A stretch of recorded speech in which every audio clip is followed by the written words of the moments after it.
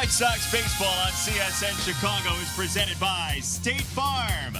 Another lovely day for baseball and beanbags. It is Black Hawk night at the ballpark as the Twins take on the White Sox in game number 4 of an elongated 5-game series. Thanks for joining us once again. Good evening. Jason Benetti, Steve Stone along with you. And the Minnesota Twins, not typically a big-time home run hitting team, have changed that in this series. They certainly have done that, with 15 of their 20 home runs in a series coming via the long ball and 7 home runs hit in the 2 Minnesota wins. Jorge Polanco has been, if not a one-man gang, pretty close to it. He's hit 3 of those home runs. Kenneth Vargas just called back from AAA, hitting 1. Eddie Rosario taking 1 out. So the Twins have used the long ball. They've won 2 of the first 3. And at least for the Twins, these are must-wins. Sox had the lead in the first inning last night thanks to Yoan Moncada, who showed another glimpse of that potential we've heard about. This really hasn't been the way Yoan started, but every now and then we're seeing the player he's going to be down the road, and we saw it early last night. He comes up with what most people would be a single. For him, it's a 2-base hit. He wins his way to third, then on a very short, wild pitch, he scores easily. This shows you the kind of instincts he has, the kind of speed he has. And he came up with a couple of doubles. This one into left center field, so a good night for Yoan. Hopefully, a portent of things to come. On the mound tonight, a couple of veterans for Minnesota and the Sox. Lately, James Shields has thrown it pretty well because he's dropping down sidearm, and Irvin Santana's 13-7 this year. He is the ace of the staff for Minnesota. But the last time they faced the respective opponents, James Shields was terrific back on April 16th. Irvin Santana, not so much on June 5th. They caught him for 10 hits in 5 innings. But all in all, Santana with a very good change. Tough on the lefties. He's going to the mound tonight. Should be a good one. Sox are trying to split the first 4 in this series. Minnesota leads 2-1 right now. James Shields back to the bump against the Twins after this.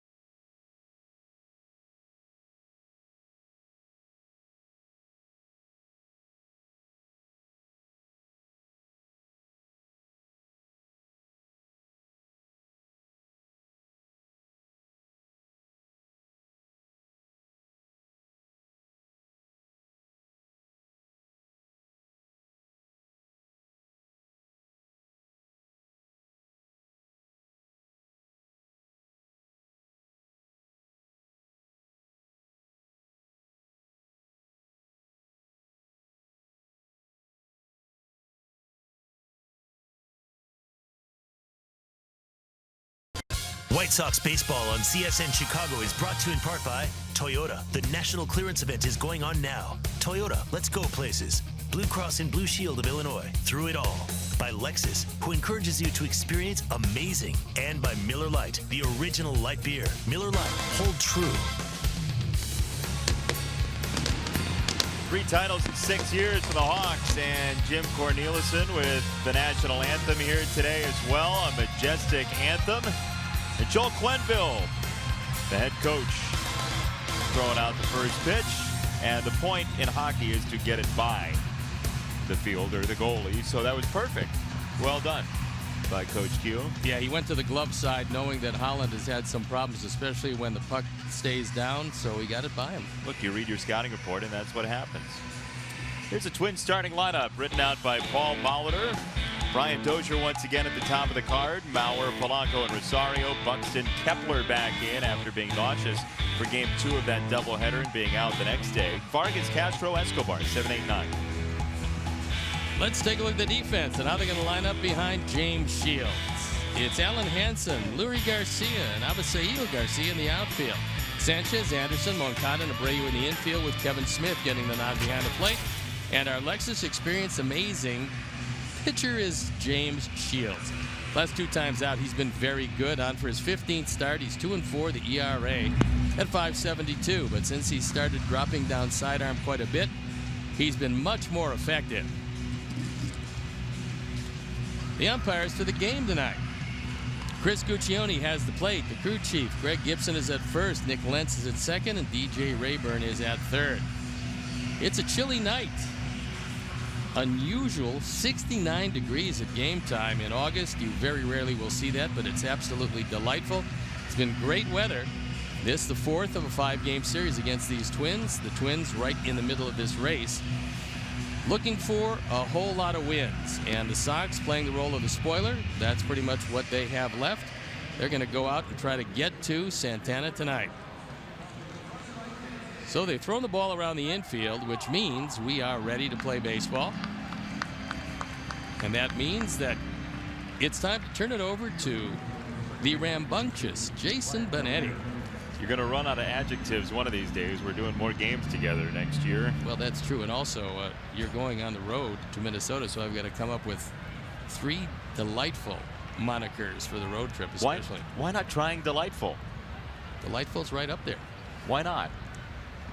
James Shields ready to go. First pitch tonight at 7-11 is ball 1 to Brian Dozier, the dangerous #1 hitter from Minnesota. Last 19 games, .368 batting average, slugging .776.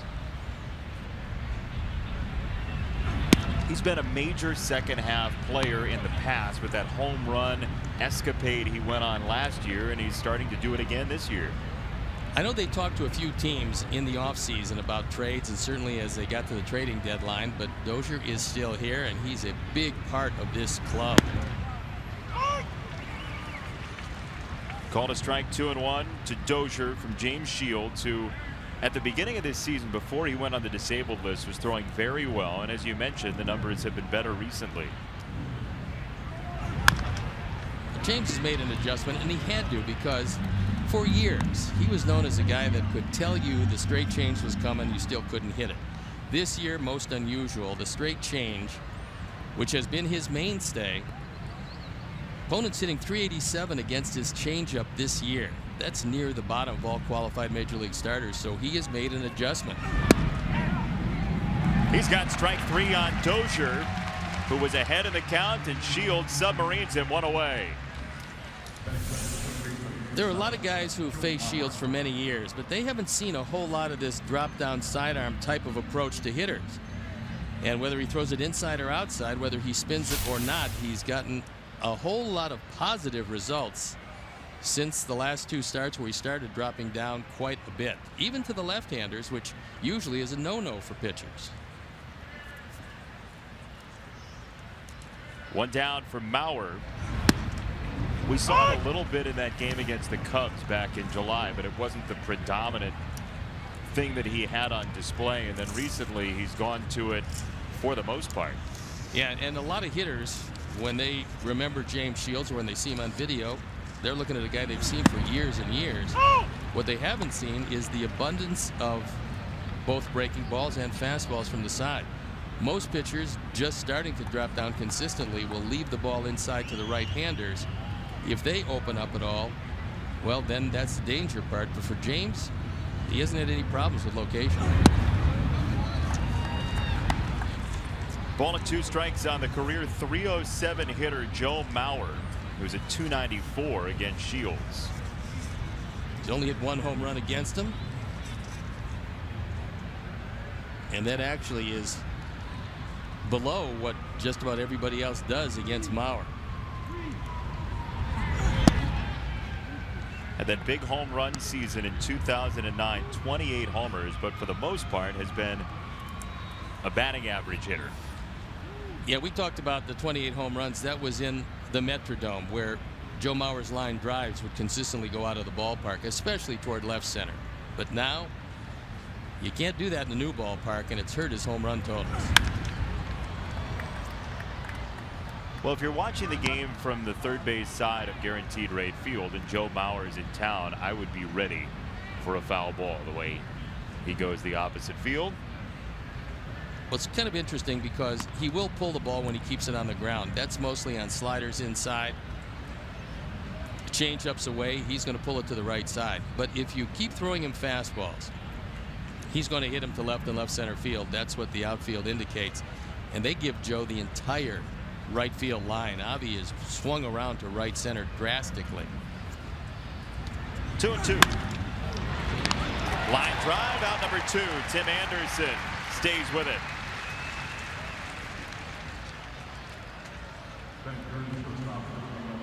That one hit hard. Mauer doing what Mauer does. Take the ball the opposite way and hit the daylights out of it. This one, fortunately, right to the left of Tim, and he makes the play. 2 down for Jorge Polanco, who has made quite a series of it, with half of his home runs in 2017 coming in the last 2 days. That has been the chant. Break up Jorge Polanco. I mean, he's been red hot. This is a guy that hit 3 home runs coming in this series, and he has 3 in the early going. It is Black Hawk night, and the folks attired appropriately. Hawks open their season October 5th against the Penguins. Polanco just massacres another baseball. This one is foul to the right field side. Now, there's an example of Shields dropping down. Smith wanted it away, and that ball cut the middle of the plate. So against the Sox, Polanco has been very good. Fortunately, got out ahead a little too quickly. On a Shields fastball, James has given up a home run in each of his last 4 starts.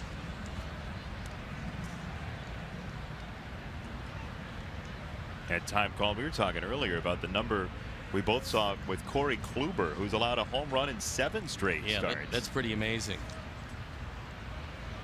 Taijuan Walker, Carlos Rodon, Tommy Malone, 7 games with a home run.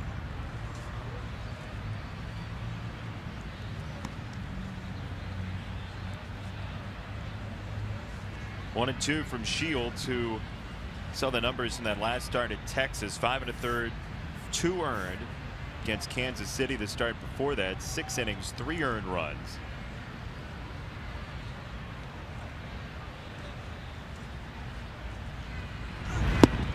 Swing and a miss, strike 3. He went downstairs and Polanco missed it. 1-2-3 inning for Shields, and the Twins send out Irvin Santana.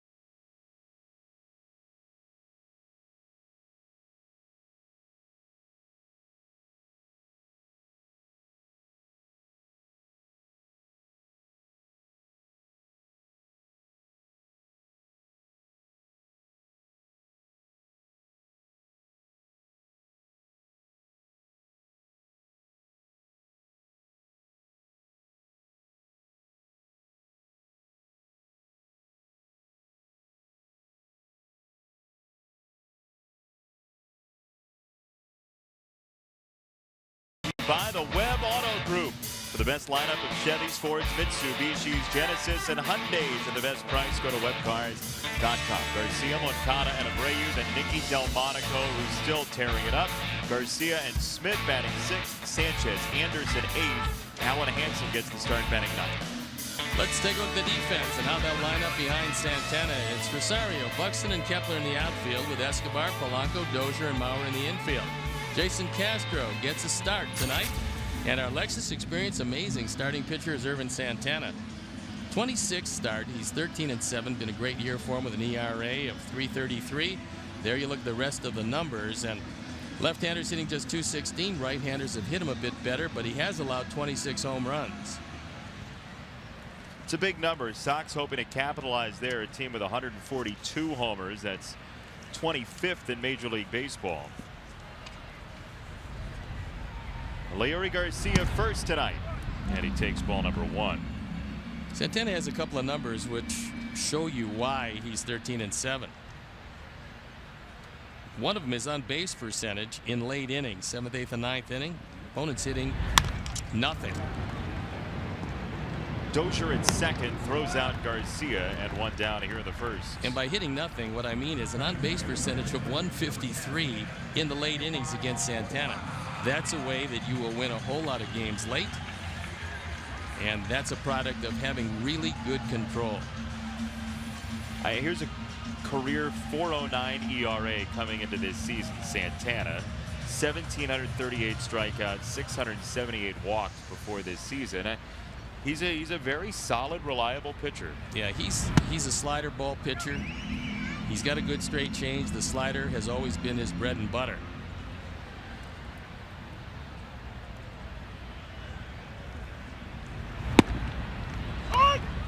He pins a strike to the corner on Moncada. 1 ball and 1 strike on Yohan, who you talked about in the open.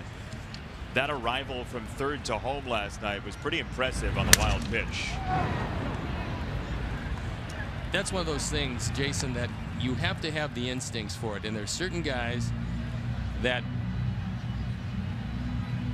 just believe that they're going to be able to score regardless of where the ball goes. And that ball just trickled out of the cutout area there, just barely trickled onto the grass, but because he got such a great start, he was able to score easily. That's instinct.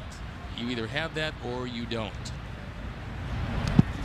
Who was the best guy you ever saw in terms of base running? Willie Mays, by far. Nobody's even in second place. Is that right? What they said about Willie Mays was that if the ball got out of the dirt cutout and he was on third base, you could not get him at the plate, which is great instincts. I always felt that in watching him play, I was just a young player, but he was my center fielder when I got to the major leagues. I thought the game essentially was designed for his skills. Every one of his skills just fit perfectly into the game of baseball. And so with that, you saw him many times go from first to third, not sliding into third, but taking a peek behind him and getting to third base a step before the ball. He wouldn't slide many times. He just always got there before the throw got there. High fastball takes down Moncada, 2 away in this first inning. And let's check out our picks to click tonight. You can vote online, whitesox.com/pick-to-click. I'm coming for you guys. Boy, you've been red hot. I have a feeling that you're getting some inside information, but that's just me. You're going to get the SEC on me? I believe that there should be an investigation. Is there a regulatory group for picks to click? Who do you go to with your complaints? A secret department that I can't tell you about right now. Sounds lovely. Hope to be interrogated in their offices at some point. Never. Abreu takes a strike. Jose now with a hit in 11 of his last 12 games. The average hovering around 300. He certainly likes to hit against Santana. He's yet to take him out of the ballpark, but when you're hitting 500 against a pitcher, you're seeing the ball pretty well. And it's not 2 for 4. It's 9 for 18. But that was a hanging breaking ball. It was a hanging slider that he missed. Normally, he's not going to do that, and here's another. Got him to swing away, and Santana with a 1-2-3 first. We're scoreless after 1 tonight.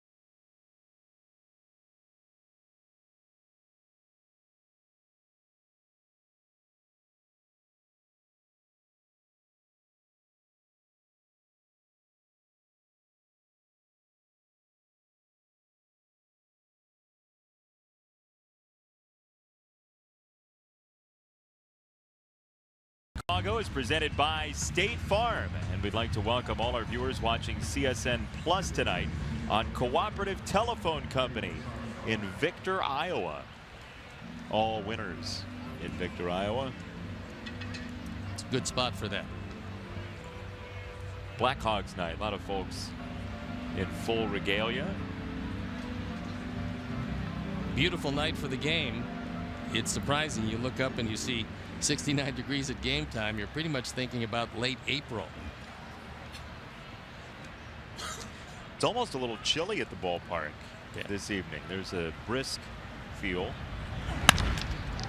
Eddie Rosario on the first pitch for the ground ball to Yohan Moncada. And one away for Byron Buxton, who we told you has really turned on the offense. He was on a 12-game hit streak that got broken yesterday. But Buxton, in the last month or so, July 4th to now, the heat zone on the left is July 4th to now. April 3rd to July 3rd on the right. And just about everywhere in the strike zone, he's turned it up. Well, the key has always been with Buxton is to get ahead, and then you can wipe him out either with face-high fastballs, but probably sliders in the dirt he swings at more than anything else. But as soon as he decided to do away with the high leg kick, it became easier for him to wait back on off-speed pitches. Consequently, he's not expanding his zone near as much as he did. And also, he's hitting strikes. He was missing strikes before as well, along with chasing. Well, the Twins have known that he was the best player in their organization for a long time as far as coming up through the system. They just had to wait. They had to show patience with him because he was up and down a number of times. In the air right side. Abreu, 2 down. That's not to say the process is over either. They're still going to be, he's 23, he's still going to be ups and downs. No, he's still a very young player, but it really helps if there's not anything in the game you can't do.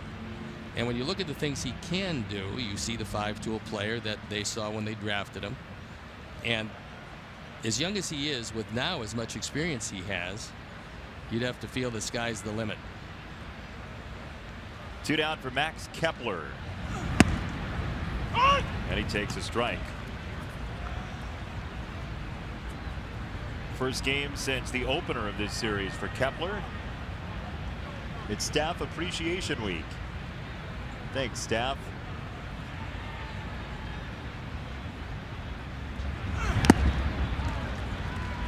You're happy with the staff as well, aren't you? You appreciate what they've done? I appreciate them a phenomenal amount. Enough, certainly, to chip in and buy a T-shirt or so. Is that true? No, but it was a good thought. Glad I asked the follow-up. Check swing by Kepler. He went around strike 3, and James Shields is in the left lane tonight. 6 up, 6 down.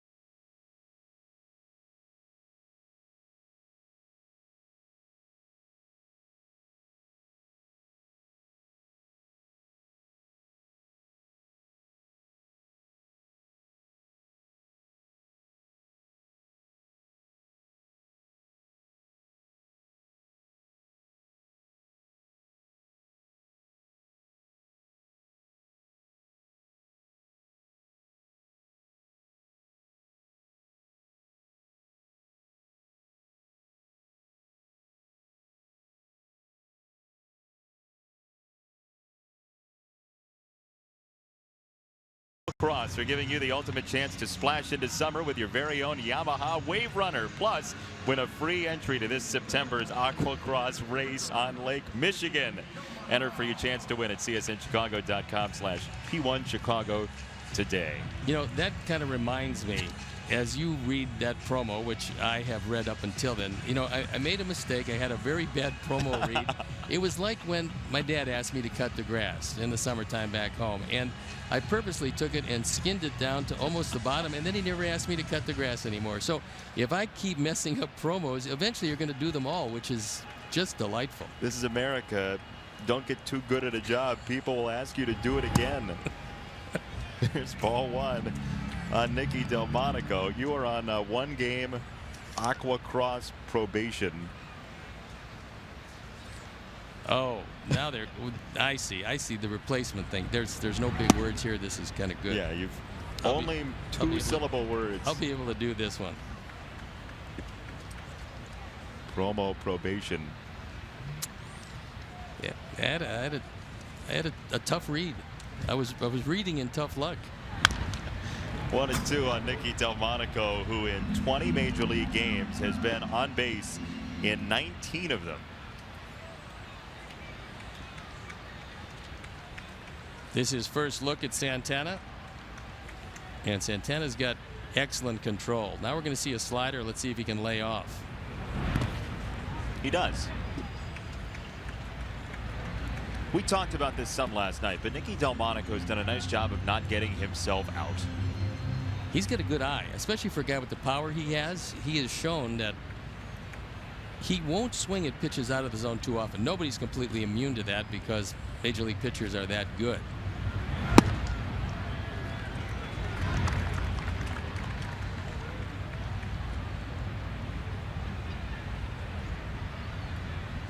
Three balls, two strikes. Santana called strike three.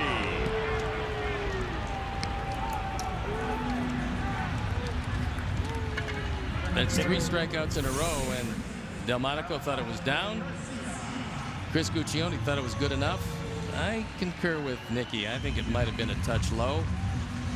But Agreed. The deciding vote to Chris Guccione.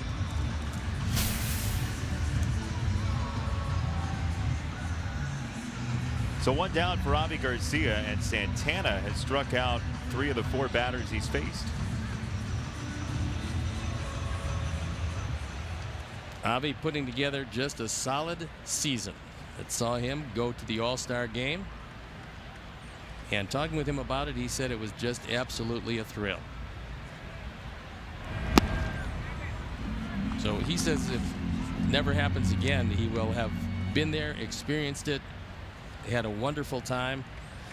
But you'd have to think with his skills, it's going to happen a few more times. He doesn't have to worry about that. Just stay healthy. And keep the approach we've seen this season. Yeah, taking the ball back through the middle, and I have to believe when you see 337 at home games and turning it up recently, I think he's figured it out.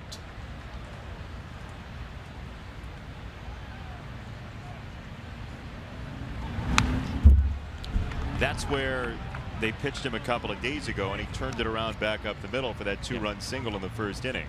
Well, it's a good pitch after the slider. The slider that preceded that didn't do a great deal. Avi swung through it, then Santana went to the inside. So we'll see if Castro, he wants a high fastball. Let's see if Avi can lay off. He can't. Strike 3 and 2 down. Steve, I believe you have a promo to read. Oh, I do, and I've been waiting here with bated breath. In 2017, the White Sox are presented by Guaranteed Rate. Thinking about buying a home? Visit rate.com to find a low mortgage rate and a fast and easy process. That was well done. Thank you. You're right back. I appreciate it. Thank you very much. Keep the crowd noise down. You know, look, the best coaches give their guys a chance the very next day to get right back on the horse. I'm glad the horse didn't involve Aqua P1s and all those other things. We need to get you some gear from Aquacross. 0-2 on Kevin Smith from Santana. 24 pitches. Yeah, Santana tonight. Pretty lively fastball. Got some late movement on it.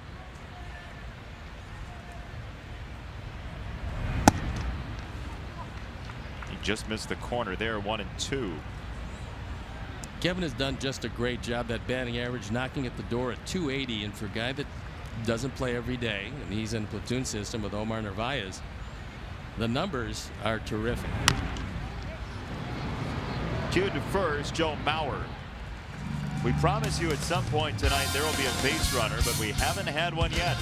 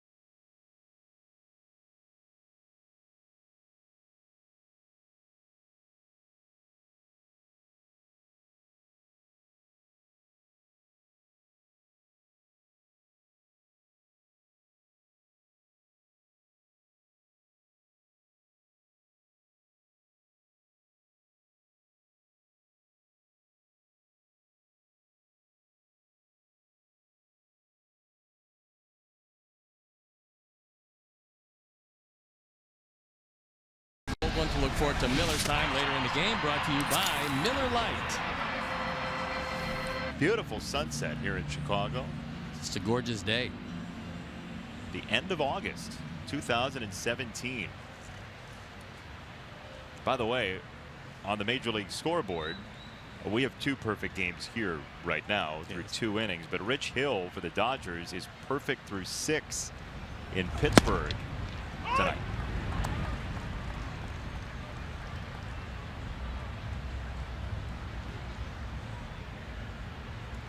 I'll take a brief look and tell you who's going to break it up. How's that? You have a way to do that? Relatively. 2 strikes on Vargas.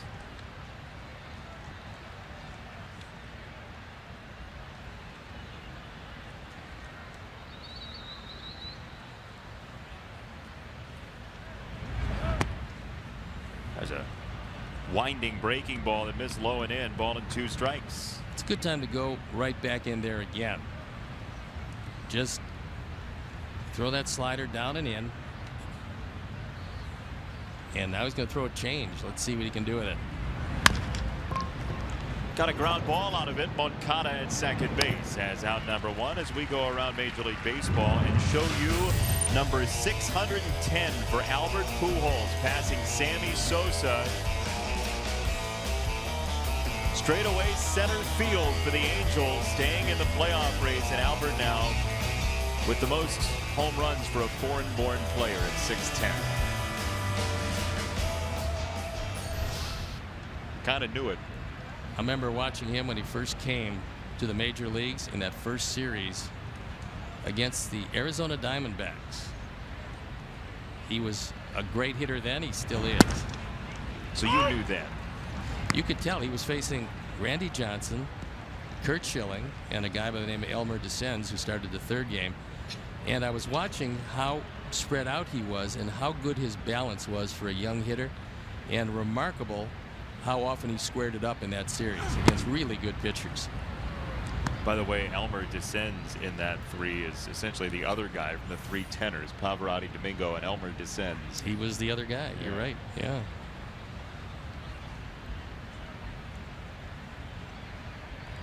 Ball and a strike on Jason Castro. A couple of California kids going after each other here. Shields and Castro. Castro, former #1 draft pick of the Houston Astros, out of Stanford. He's been a very steady catcher. He's had some very good moments, but all things concerned, a steady major leaguer that they tied up for 3 years, hoping that a lot of their young pitchers will learn throwing to a veteran catcher.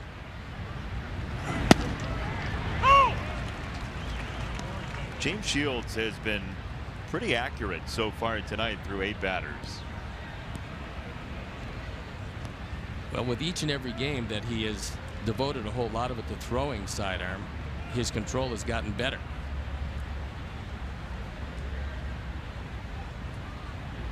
Two and two.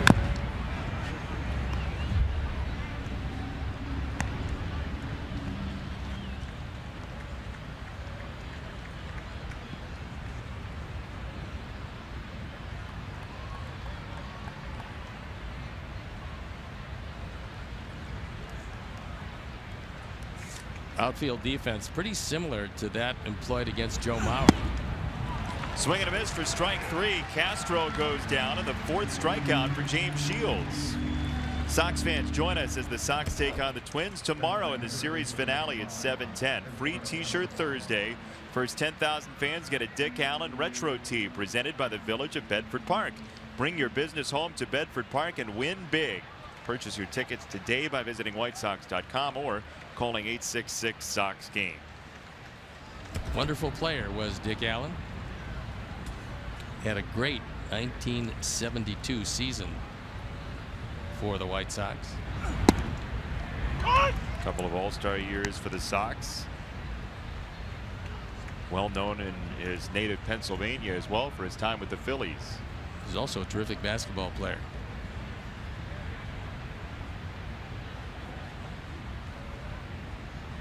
Oh, and 1 to Escobar.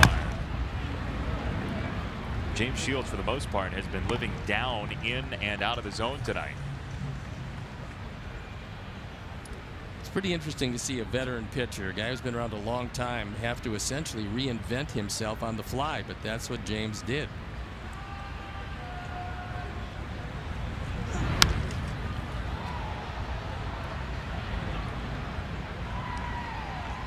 He's gotten so many off-balance swings tonight as compared to his first couple of starts off the disabled list and last year as well. What was interesting, because he looked at Escobar, Escobar looked back at him because he swung at a pitch that was a foot outside and stayed alive, bringing a smile to James.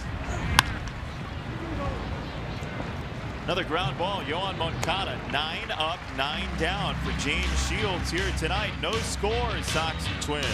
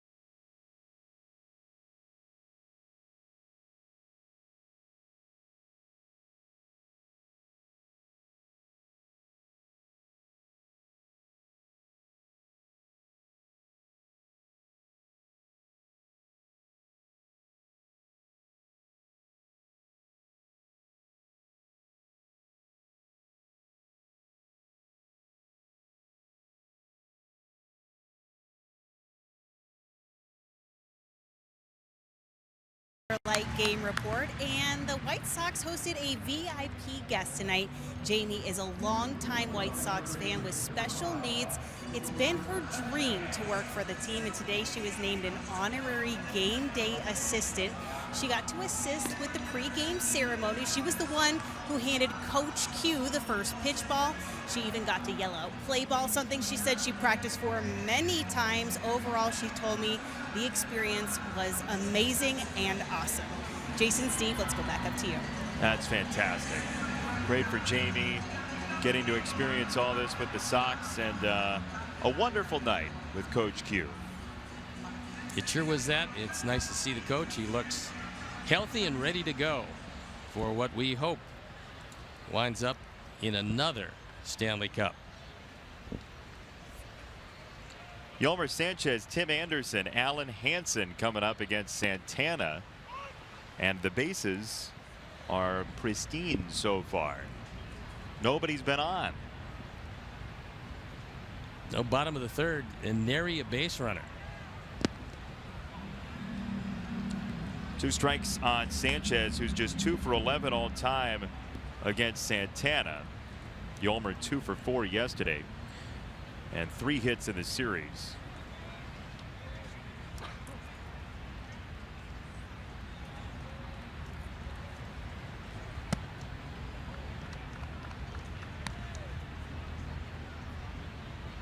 Outfield and infield straight away for Yolmer.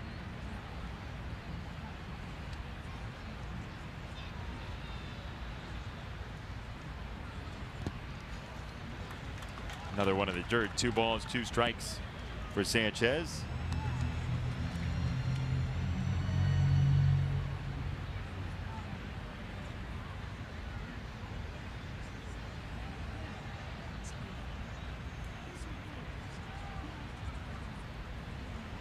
Two and 2. Yolmer to second base. Dozier read it well for round number 1.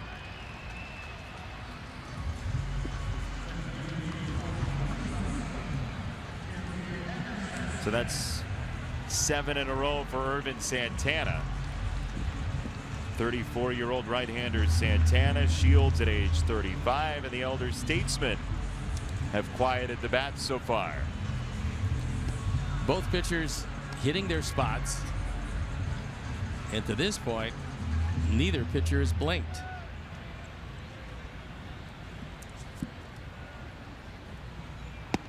There have been no balls out of the infield so far for either team. Now both pitchers have kept the ball down nicely, and when they've gone upstairs, it's been by design.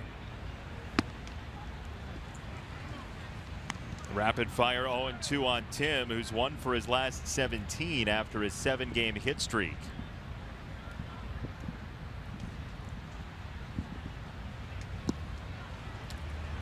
Quick strikeout for Santana. 5 punch-outs now for the Twins right-hander.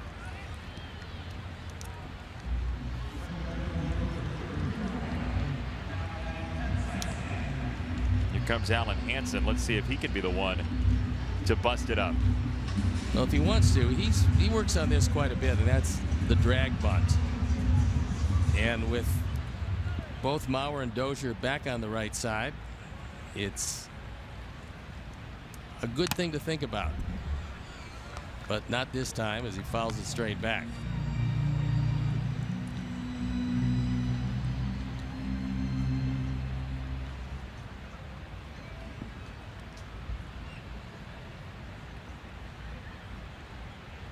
Oh, and 1, and there a little slash. Tried to do it. That's called a number of different things. A slug bunt is one, or they used to call it butcher boy. Yeah.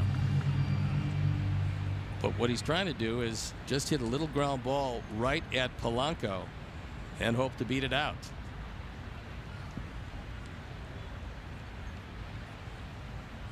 Oh, and 2, and he lays off the off-speed pitch.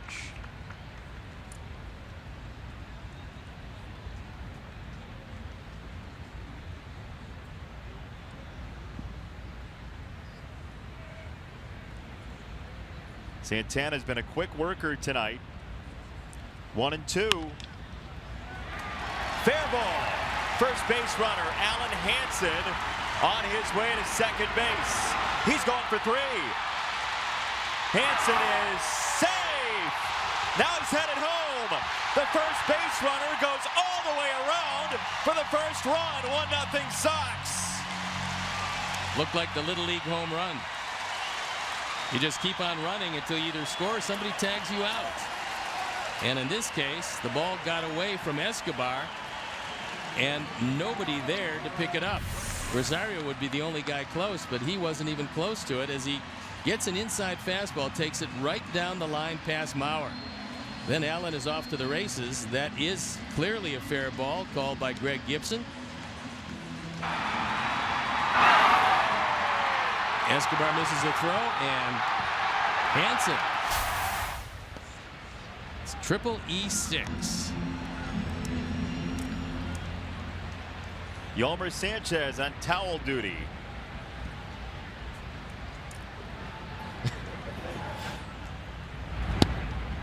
Alan Hansen goes all the way around the bases for a 1-0 lead.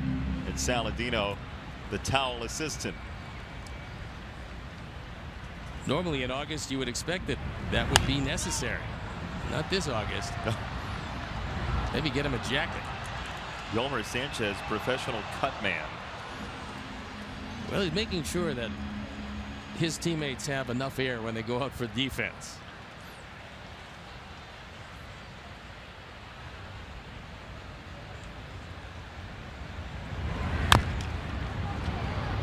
Big chopper foul. Yolmer really has become the spirit of this team. Yeah, well, number one, he's a very likable young man, but also he's a guy that wants to be involved in just about everything in the game, and he's got the type of personality.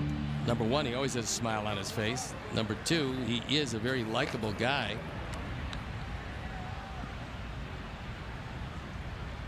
And he's got a very good chance to be here a long time because he can do a lot of things that winning teams need, and in a couple of years this is going to be one of those. Swing and a miss for strike 3. Santana has punched out his 6th bunt. 1-0 Sox. Alan Hansen scores all the way from the batter's box.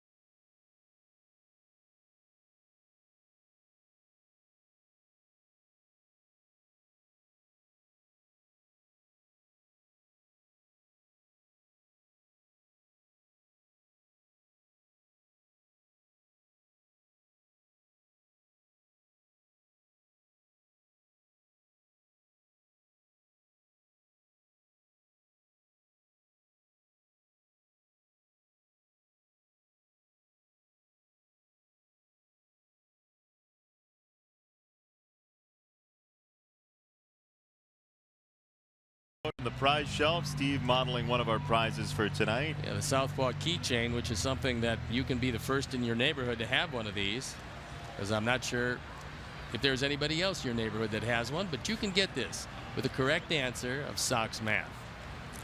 Looking forward to it. We are too, and a couple other prizes as well. The Sox from the 1917 game, the nice water bottle, and James Shields, who went 1 through 9 in order, facing Dozier. It's been 20 days now since we had a ball in the booth, Steve.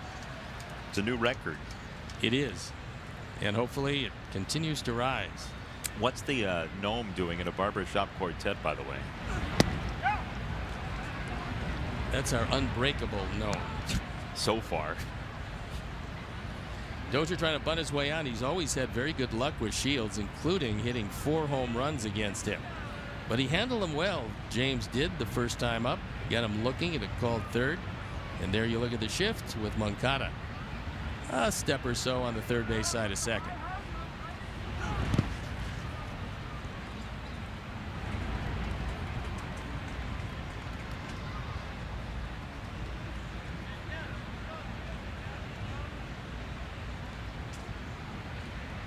Ball and 2 strikes for Dozier. Kevin setting up inside, and that's where the pitch goes.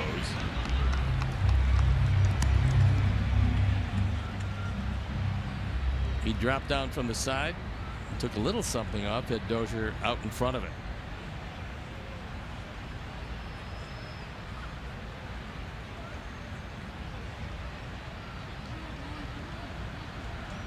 One, 2.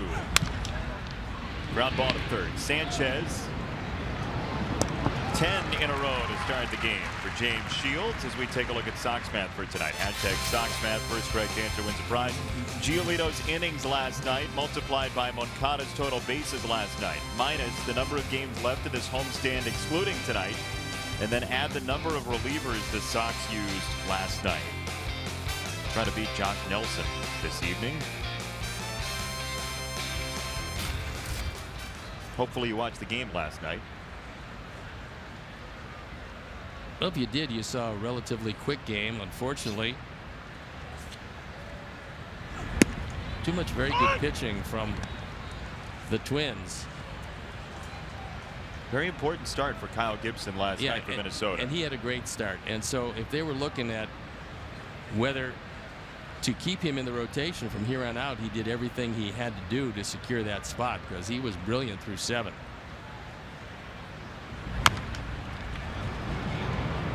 To first base, Jose Abreu. 2 down in the 4th. Stanley, the official tools of the Chicago White Sox. Stanley, performance in action.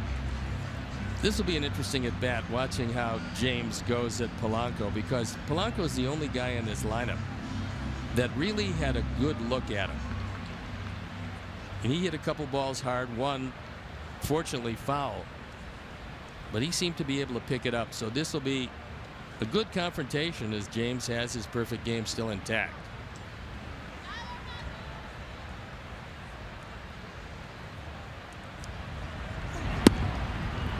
He drops in a strike, 0-1.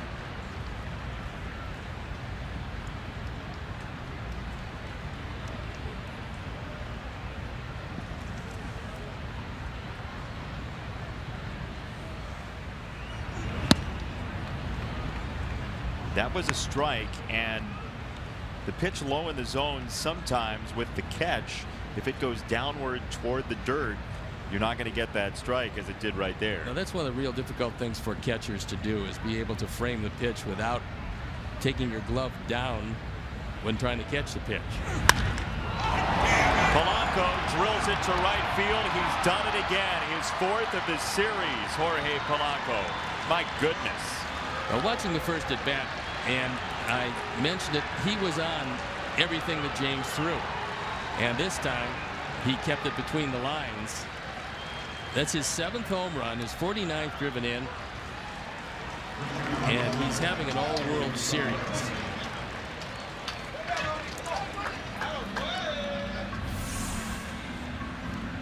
A Ford home run replay, and James cut this ball. He knows as soon as it left his hand it was in a bad spot, and Polanco unloads on it.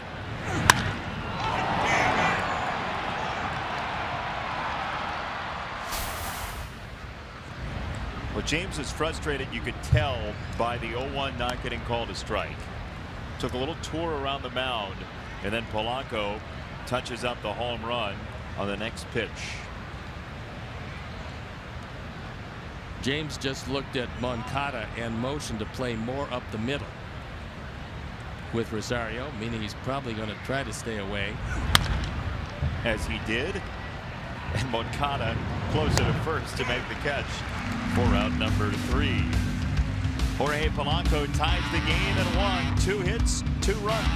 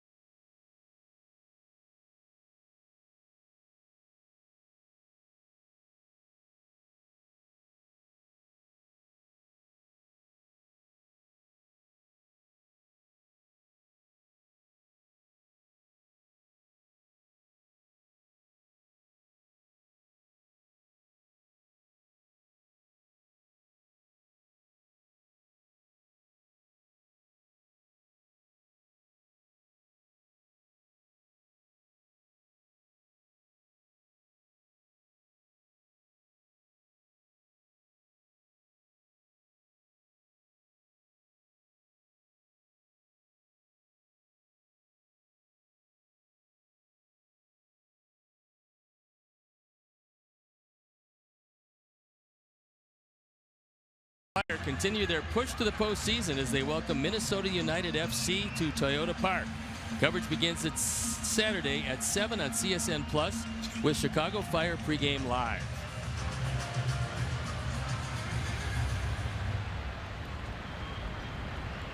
Moncada, Abreu, and Delmonico coming up in a 1-1 tie in the 4th inning. And Yohan fouls it away. Minnesota got its run at the top of this inning on a Jorge Polanco home run. Sox got their run with 2 out in the 3rd on an Allen Hansen triple, and then an error against the shortstop Polanco that brought him home on the very same play. Minnesota scored 21 runs in the series so far, 16 coming via the long ball.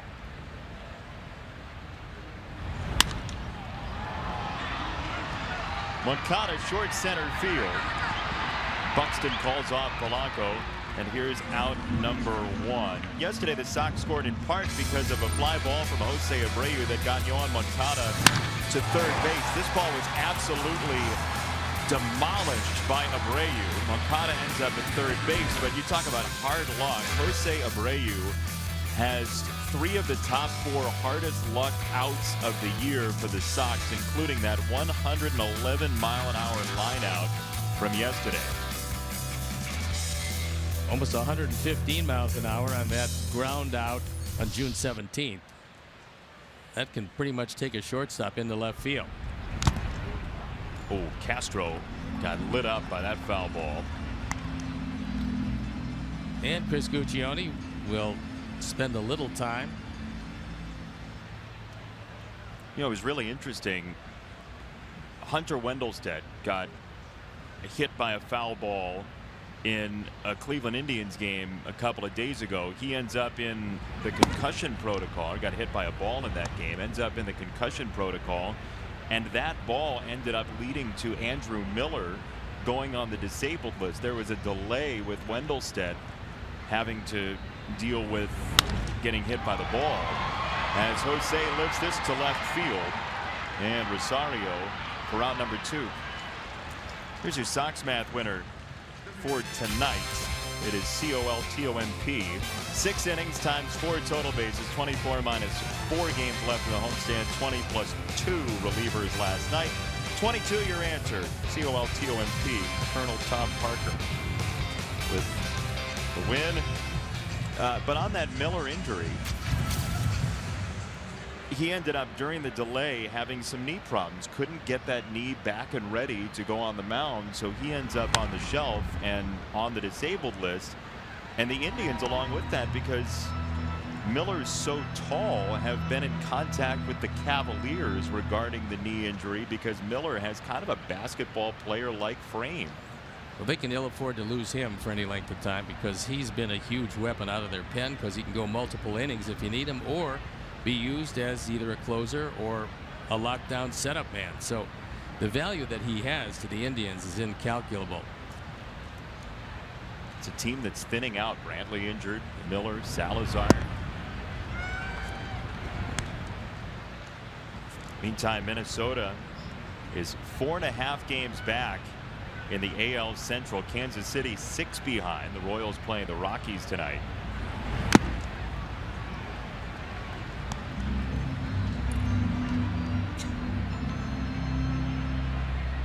Cleveland down a run after 6 at home against Boston today. That's Kluber going to the mound. He's only given up 3 hits, but his team can't score. Against Drew Pomeranz, who's out of the game now after 5 1/3. And Pomeranz has been a really great addition to that Boston rotation, because he's having a premier year.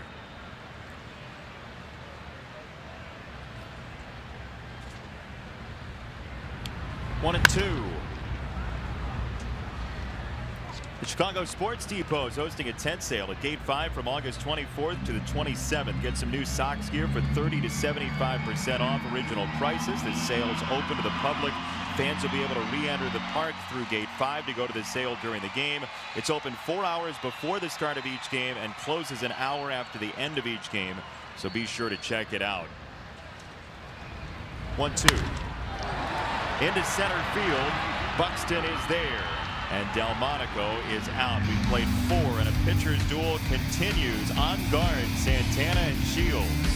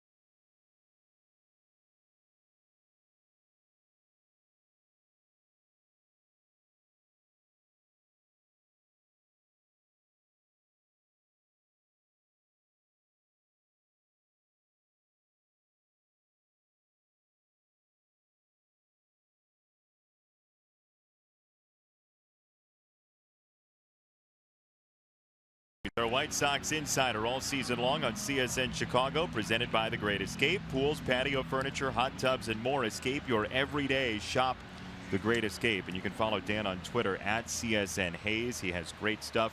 He's been following the minor league teams for the White Sox for the past week or so. Now back here in Chicago. Some great info. James Shields, first pitch, 5th inning, ball 1 to Byron Buxton.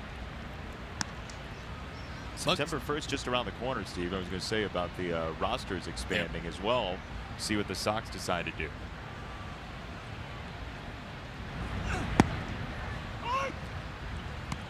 On Buxton, though, he's played significantly better baseball last few weeks. Well, normally leading off an inning you have to worry about a bunt, but through 2 pitches he's shown no desire to do it this time.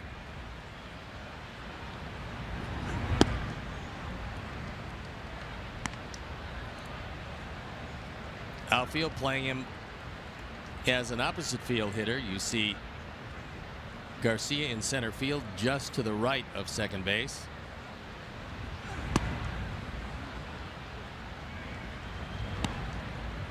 A little bit inside, 3-1 on Buxton.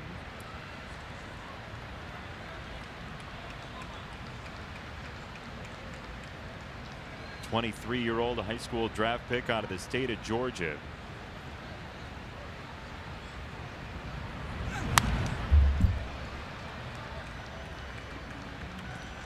High fastball out over the plate, fouled straight back. Buxton is not the man you want to walk to lead off an inning, not in a 1-1 ball game. 3-2. High into the sky, middle infield. Tim Anderson right near the bag for out number 1. This day in White Sox history, the Sox established a new American League record with a 19th consecutive win to get to 69-43. 4-1 the score. Roy Patterson, a complete game, 7-hit affair. He beat Cy Falkenberg. And there is the collection of the 1906 Chicago White Sox. Nice hats in the back. Max Kepler with one down.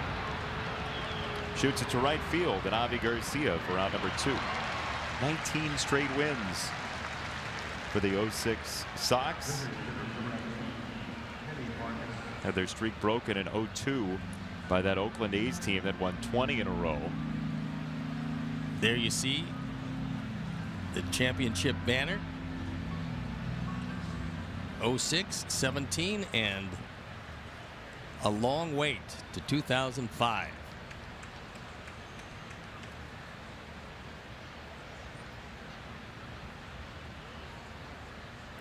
Two down for Vargas. By the way, Rich Hill for the Dodgers is through 7 2/3 perfect, but his team hasn't scored, which is a problem. They have 7 hits, and that part's good. Can you redeem those for runs later? No, you can't. You can get as many as you like, but 0-0 in the bottom of the 8th.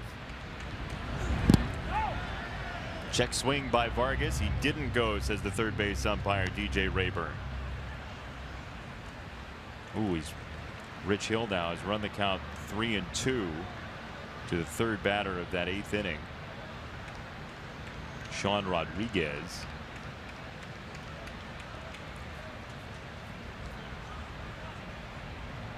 One to Vargas.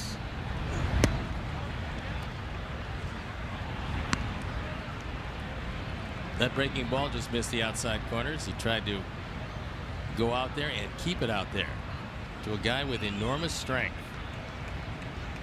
We saw it yesterday in the 5th inning, a solo homer on a 2-strike pitch from Lucas Giolito.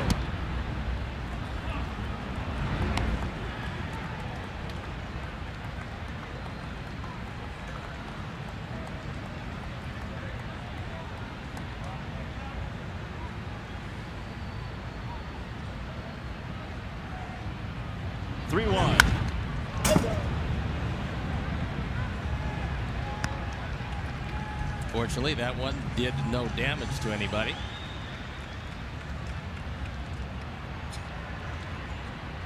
When Sano went on the DL, they recalled Vargas to give an infusion of power into this lineup.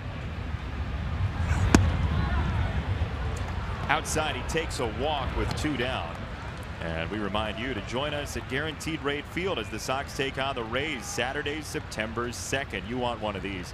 First 20,000 fans get a Mark Burley bobblehead presented by Toyota. Visit whitesox.com to purchase your tickets today or call 866-SOX-GAME. Rich Hill with perfect game intact, looking for a run in the 9th from his teammates in a 0-0 game at Pittsburgh against the red-hot Dodgers. Get that man a run. Don't make him throw 10 perfect innings. No, that would be an interesting set of circumstances. See, that's why you've got to have the MLB TV. You can watch us on one screen and the Dodgers and Pirates on the other screen. We're fine with that. Yeah, that's fine. Not that you asked, but we're fine with you doing that.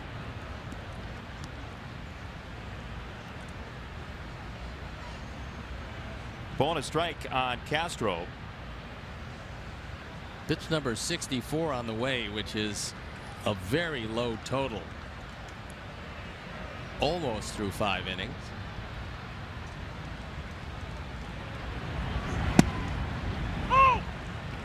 Jason Castro out of Castro Valley High School. They name it after him? Don't think that's exactly how it worked, but if he was right on the district line, he would have had a great argument to get into the high school, though. Look, it's got my name on it. Okay, I know we're across the street, but let me in. 1-2. Swing and a miss. Strike 3. James Shields has fanned 5 tonight in a 1-1 tie after 4.5.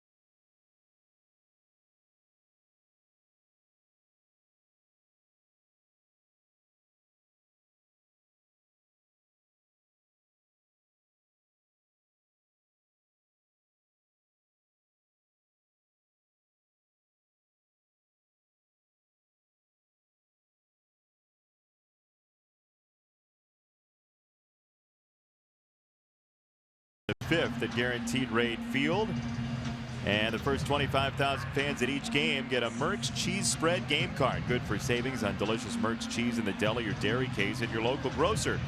Watching the White Sox and saving on Merck's cheese. Some fans have all the luck. Buy your tickets today by visiting whitesox.com or calling 866-SOX-GAME. Fans waiting for the big breakthrough offensively tonight for either team. We have 2 total hits in the game and 3 base runners. Well, hopefully the second time through with Avi leading it off will do the trick. He's got to lay off the high fastball, which is what got him last time. Santana buries the first one, ball 1. Well, Minnesota has been as hot as any team in baseball. Last 17 games, 13-4. The most wins for any major league team in that stretch. And they certainly were concerned with Sano being disabled.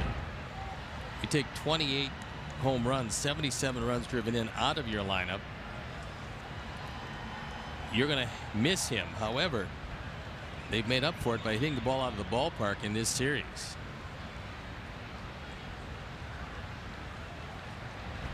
Four homers from Jorge Polanco certainly have helped matters, but he's not the only one. That's why baseball's a wonderful game, because you never really know exactly what anybody is going to do. You can't judge what he did before. It's like Polanco came in with 3 home runs, and he's hit 4 in this series so far. 1-2. Check swing. Garcia did go. Strike 3. 1 away. Steve, do you have the need for a 3-legged easy chair? Sure. Let's go to swap meet. Let's go to the swap meet. Chris Kapka's swap meet. Which one are you going to buy today? On the left or on the right? We don't get to see who Chris is talking about, but we got to buy one. Who are you taking? Well, the WAR is better on the right.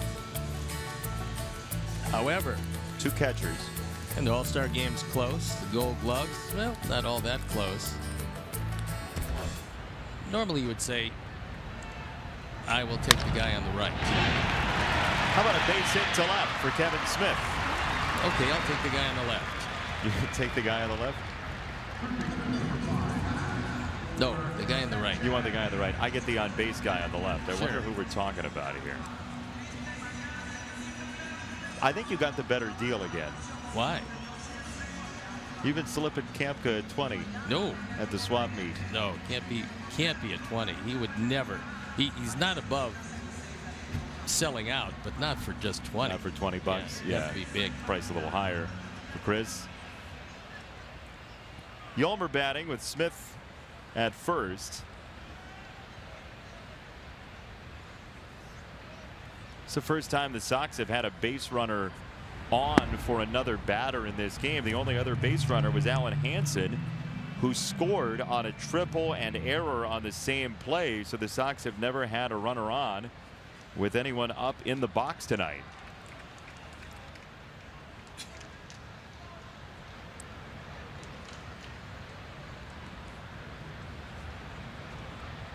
Oh, and 1. Strike 2. He was thinking about laying it down, then thought better of it and took a fastball right down the middle.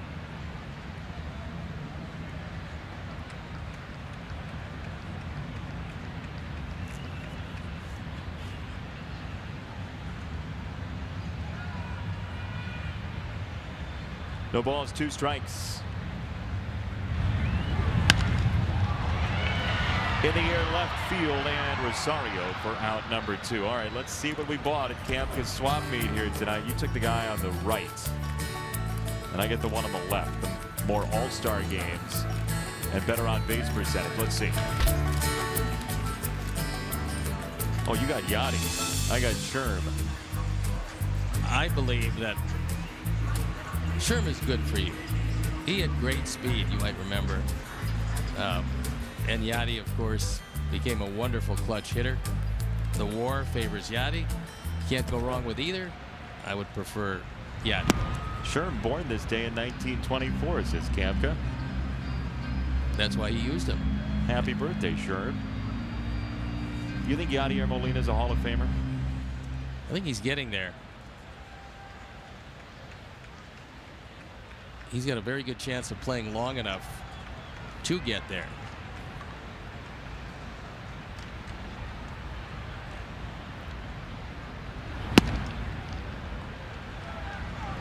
Ball and a strike on Anderson.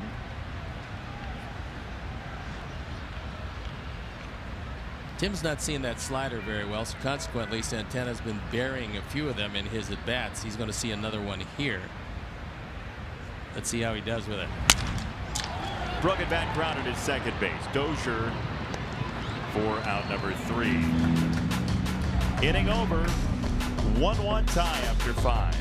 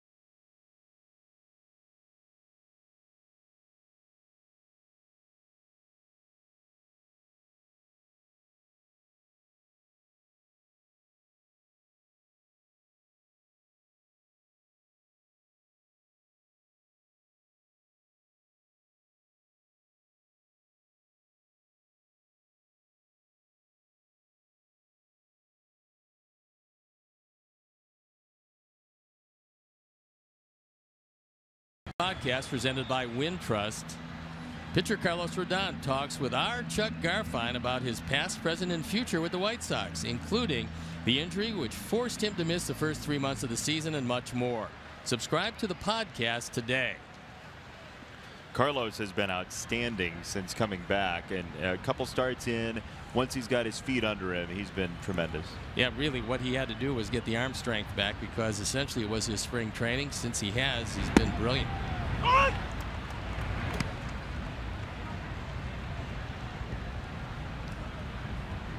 1-1 tie here into the 6th inning. Shields versus Santana. It's going to be a long run for Garcia. He lays out. Oh, got there! Oh my! I didn't think there was any way, and a Garcia hug caps a beaut. Long way to go to run that one down in right center field. Escobar didn't hit it all that hard, and Leury got a tremendous jump on it. You can see in the picture how long he had to go. Full out dive, taking it off the grass. Nick Lentz taking a look at it. He sees the glove, and he sees the ball stay in the glove all the way as he slid across. What a wonderful play that was. The way this is going, that one could turn out to be a game saver. That's 2 bases for sure. Maybe 3 if it gets by. So 1 down for Brian Dozier.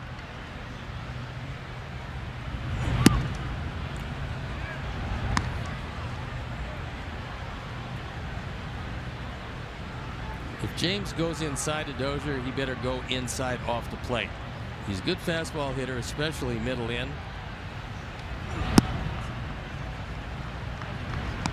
Even more dangerous now that James has fallen behind 2-0. Brian Dozier with 23 homers last year in August and September. He takes a strike.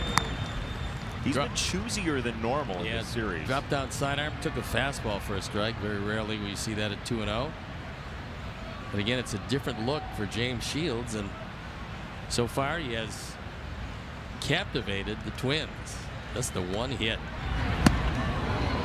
that just missed hitting him. Pretty good base stealer, although not quite as prolific this year as he's been in years past.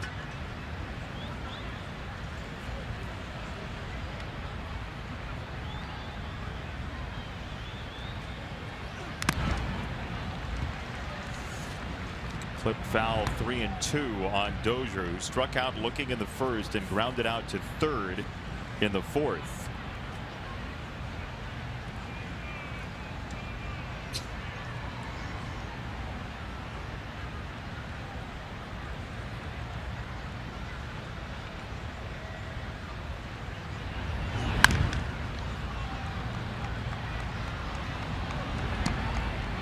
That last pitch was something that James didn't want to do. He dropped down sidearm but left it over the inside part of the plate. Fortunately, Dozier got around a little too quickly. A strange situation going on in Pittsburgh. Rich Hill's through 9 innings with a no-hitter, but he's got to play extras because of an error against Logan Forsythe to start the inning. Denied the perfect game, but the no-hitter intact. He's only thrown 94 pitches. James Shields tonight 74 through 5 1/3. 3-2 inside, ball 4. Let's take a look at StatCast, powered by AWS.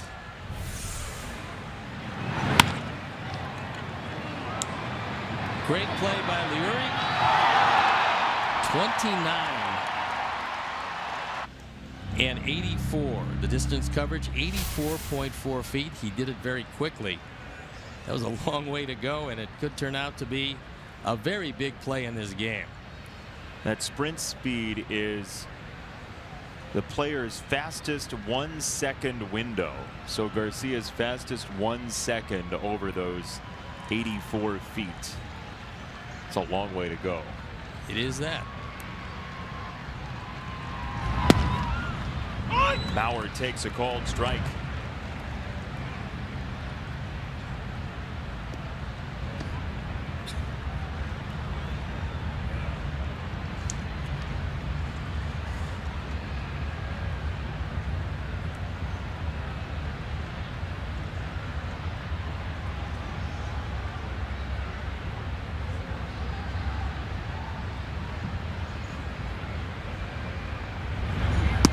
Once again, the Sox play Bauer to pull on the infield and to go the opposite way in the outfield.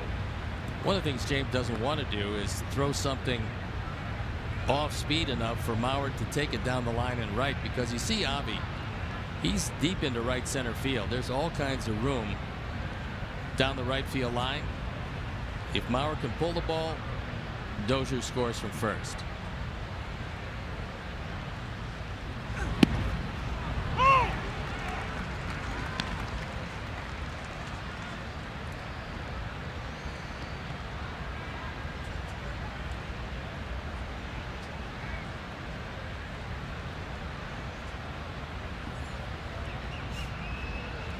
One ball, two strikes from Shields to Mauer with Dozier at first. 1 out, 6th inning.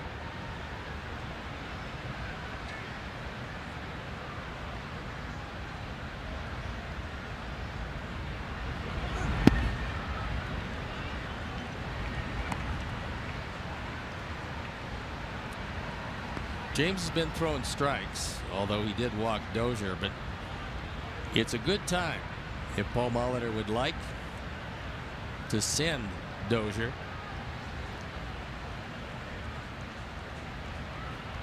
Get him a running start and stay out of the double play on a ground ball. James was really working pretty quickly early on in the game, and now that's bogged down a little bit with Dozier on. See if Dozier goes. He doesn't. Now 3 balls and 2 strikes on Mauer.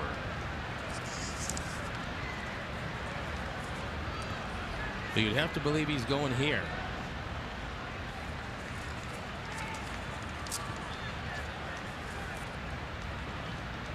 Polanco, the suddenly powerful and dangerous 3-hitter for Minnesota, coming next.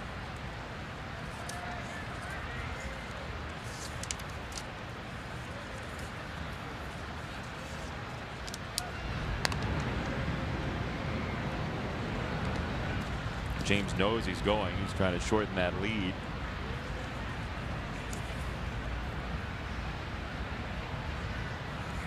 "12 stolen bases for Dozier. Been caught 6 times. 12, the same number of double plays that Mauer's grounded into to tie for the team lead. Mauer pokes it up the middle. Dozier on his way to third. Runners at the corners. Nicely done by Mauer for the Twins. 2 on with 1 out. That time he pulled it, and the shift works against the Sox because it's pretty much straightaway second base, but because of the shift, Moncada not there. Anderson was not playing him that drastically to pull, and there's runners at the corners with only 1 out.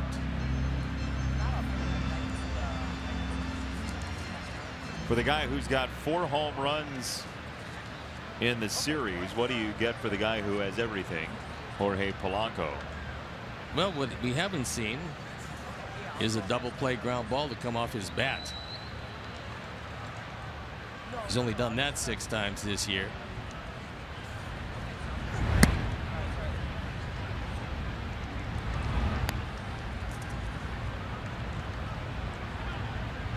And here comes Kevin Smith. Here comes Yolmer Sanchez.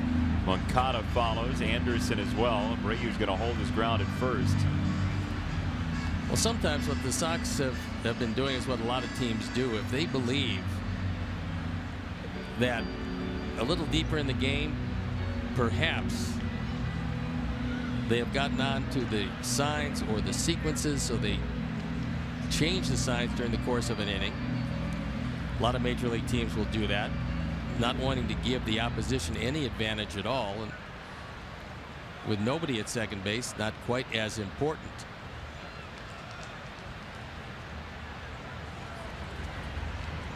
One ball to Polanco.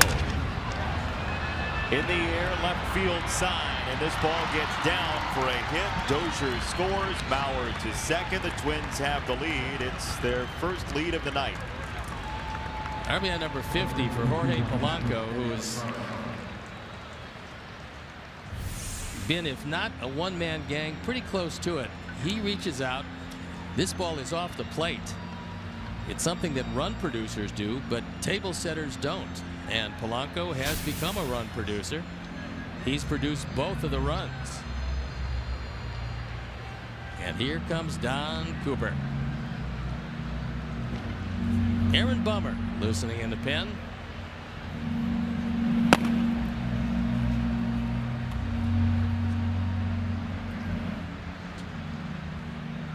Hey, Family Sundays feature tickets as low as $5 in the upper level, $15 in the lower level, and parking for only $10. Plus, special kid-focused activities located throughout the ballpark. Family Sundays proudly presented by Coca-Cola. Visit whitesox.com/Sundays to get yours today. And it's Players Weekend this Family Sunday. There's Yohan Moncada's jersey that says Yo-Yo on it. He got to pick whatever he wants on his jersey. Jose Abreu, Bad Weather, Mal Tiempo. And there's the front of the jersey. Those are really nice Players Weekend jerseys. They're terrific. And you can have your own copy with just a couple of dollars. You selling them on the side? No, but it would be a wonderful keepsake.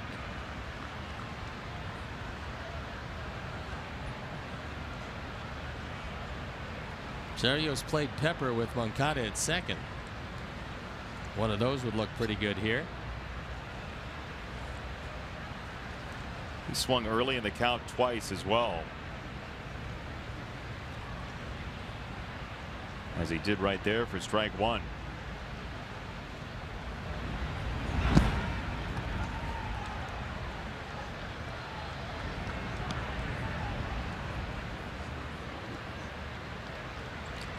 By the way, the Dodgers didn't score in the 10th. So if Rich Hill's going to have a no-hitter, it's going to take 11 innings.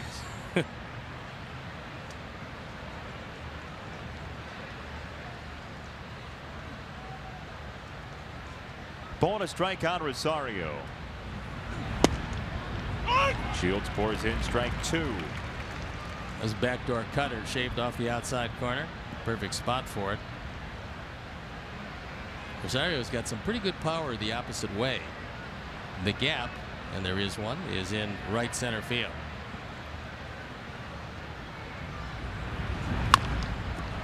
On the ground, maybe too slowly hit for two. It is indeed. So Mauer to third, Polanco to second. 2 out in the inning.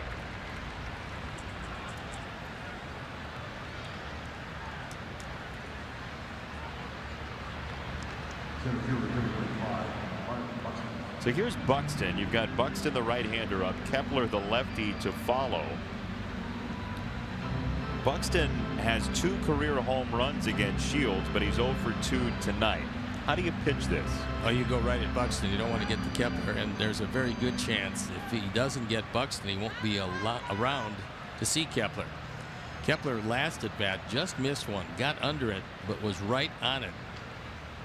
Flying out and a well-hit ball to right field.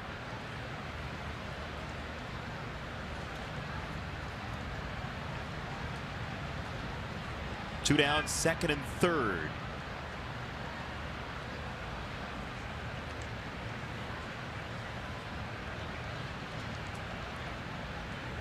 Sox in the 6th will bring up Hansen, Garcia, and Moncada. I think he went. Yep, strike one. And Greg Gibson agrees with you.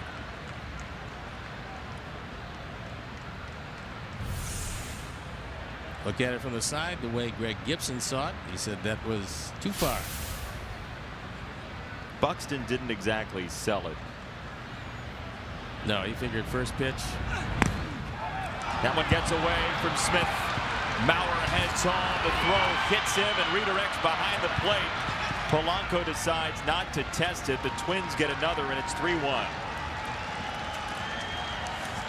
Sidearm breaking ball that got away from Kevin Smith. James throwing his 4th wild pitch of the year. And Mauer gets hit with the ball at the plate, but scores the run. Seems like a good trade for him. Especially where he got hit. Yeah.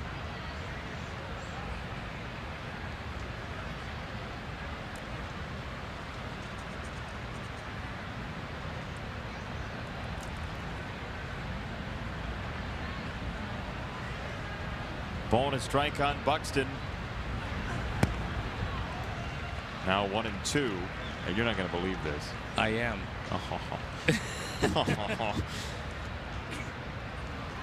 You want to tell him? Yeah, it was a couple innings ago. I told you that Harrison would break up the no-hitter. Harrison broke up the no-hitter. Yeah, and he beat him too. Yeah, he did. He homered in the 10th. Rich Hill threw 9 no-hit innings and lost. Nice pick by Kevin Smith to save a run that time. Yeah, that one got away from James, held on to it a little too long, and Kevin did a nice job moving to his right, able to knock this ball down. James looked like he almost slipped off the mound trying to throw that hook, and a nice stop by Kevin Smith. Well, that was a tough ball to handle, and he was able to do just that.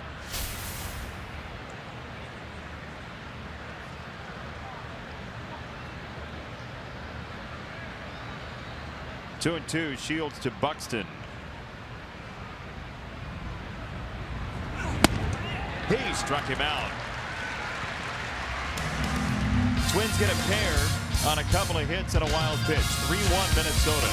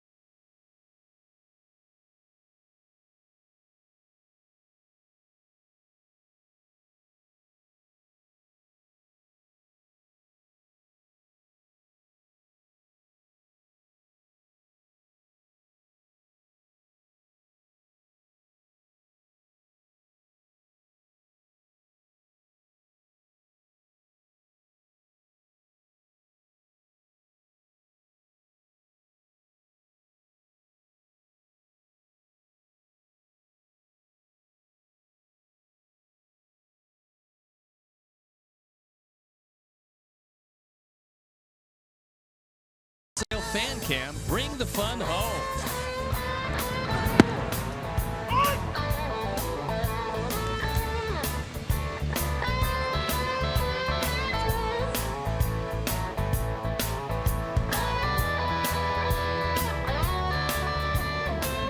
Yolmer fans at the ballpark.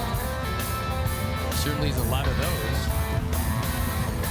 Not the kids, but Yolmer fans, as Chris Jimenez checks in behind the plate. Jason Castro left as they checked on the concussion protocol. He took one directly off the mask, and they're getting better and better at making sure that they take a look and test these players before they just send them back out there. So Jimenez behind the plate, Castro being looked at. And Alan Hansen leads off his 6th inning for the Sox. This day back in 2005, Freddie Garcia had a no-hitter through 7 for the Sox. Gave up a solo homer to Jack Jones for the Twins to lead off the 8th, and the Sox lost. So that one hurts. I don't know if anything's going to hurt more than what happened to Rich Hill tonight with the Dodgers throwing 9 no-hit innings and losing on a homer in the 10th.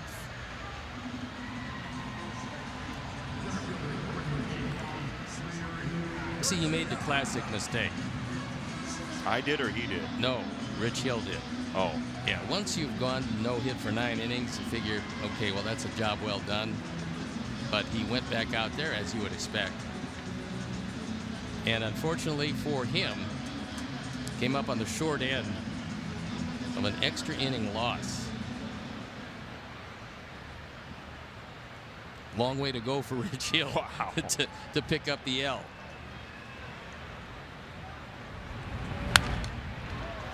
One down for Garcia and a foul ball. And so often you see this, the guy makes a spectacular catch in center field and hits second the next inning. See that about 11% of the time, roughly. That guy in the crowd, by the way, was wearing a t-shirt from the original Turn Back the Clock game here on the South Side. The very first Turn Back the Clock game. And that was 1990. He turned it way back. Bob Grimm was working a popcorn machine that day. Fly ball to right field, well hit, and up and out of here. Leury Garcia makes it 3-2.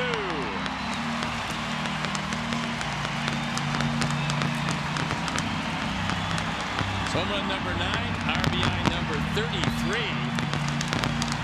And it makes it a 1-run lead. So Leury with a towering home run. Ford home run replay. He doesn't get all of it, but he gets enough of it. And cuts the lead in half. And with that home run, another generous donation from the Alex Nellius family in loving memory of Ursula. Sox have their runs on a triple and an error and a home run tonight. For Santana, that's home run number 27 he's thrown. Dozier throws out his counterpart 2 away. He had one season of 39 home runs allowed. I mean, Santana. Look, he's around the plate a lot. And he throws a lot of innings. And if you're going to do that, and you're giving up solo home runs, some of the greatest pitchers in the history of this game gave up a lot of home runs. The overwhelming majority of those were solo shots, and you can afford to do that. Just stay out of the big innings. Make sure you don't walk a guy ahead of the long ball, which you don't always have control of. But Santana with good enough control where he's not going to walk a whole lot of people. Hasn't walked any so far tonight.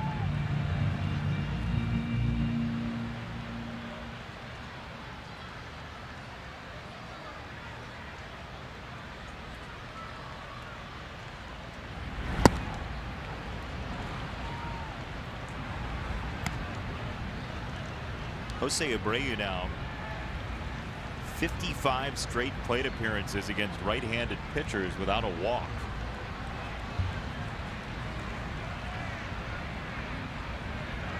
Not that he walks a lot over the course of the year, 27 of them. Got under this one and knew it. Dozier fades back. Buxton is in the area, and he barks for the ball to take it for out number 3. But Leury Garcia with home run number 9. And the Sox are within a run and a low scorer tonight. To the 7th we go.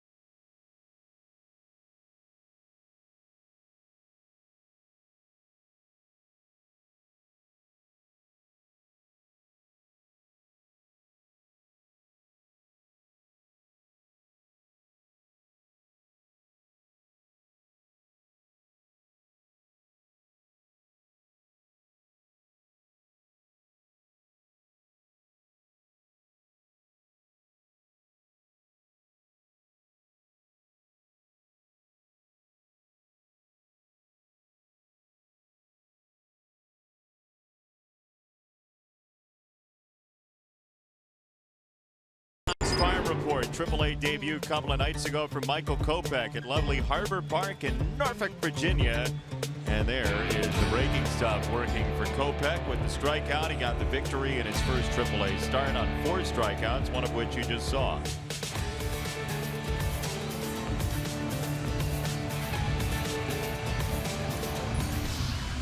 Aaron Bummer comes in the ball game on for the 14th time.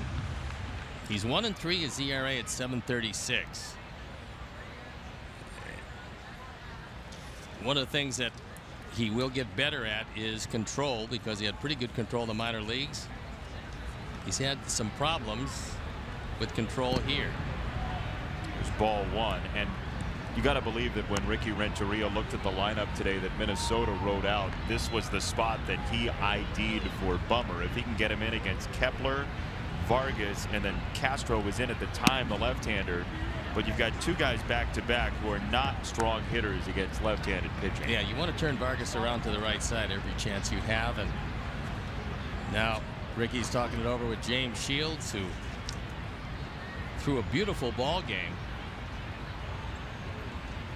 Walking Dozier, he wound up scoring. Gave up a couple of hits to Mauer and a broken bat opposite field. Little blooper to Polanco, who's been all everything. Then the wild pitch, and it's a 3-2 game. 2 balls and a strike to Kepler. Well, when you've only got the one left-hander in the bullpen, you try to pinpoint spots where he would be best for you in a game, and this seems to be it. Maybe if it's a different part of the lineup, Shields goes out for a batter or 2, but not the case. No, and again, you get a chance to face Vargas, you want to face it from the right side, which is how Bummer's going to be facing him. But first things first, you want to make sure you throw a strike to Kepler.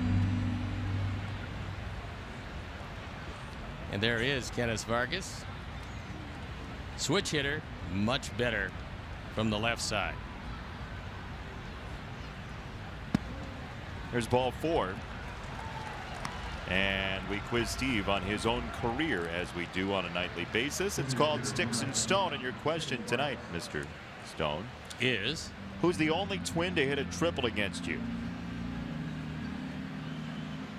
Geez, if it was George Mitterwald, I should have retired at that point. High compliment. And we used Kenny Landreau as one of the answers already. So the natural thing would be to say it was Rod Carew, but I'll say it was Kenny Landreau. We'll check in a moment and see if your answer was correct. But to the point on Aaron Bummer, we've seen a couple of times now, first batter he's faced has walked. Yeah, which is not a real good quality for a reliever, because they keep track on a very important stat, which is first batter faced. And when you've shown difficulty getting out that first hitter, managers will be very hesitant to come back to you in key situations. So Infante starting to loosen. There's a strike. 2-1 to Vargas.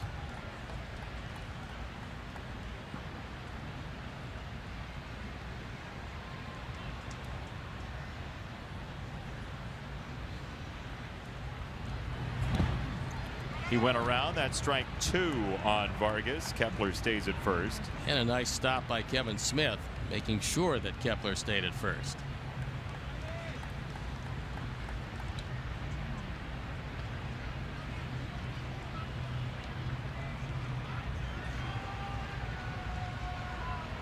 It's going to be another slider. He's going to try to bury it down and in again in the same spot. He gets a swing and a miss.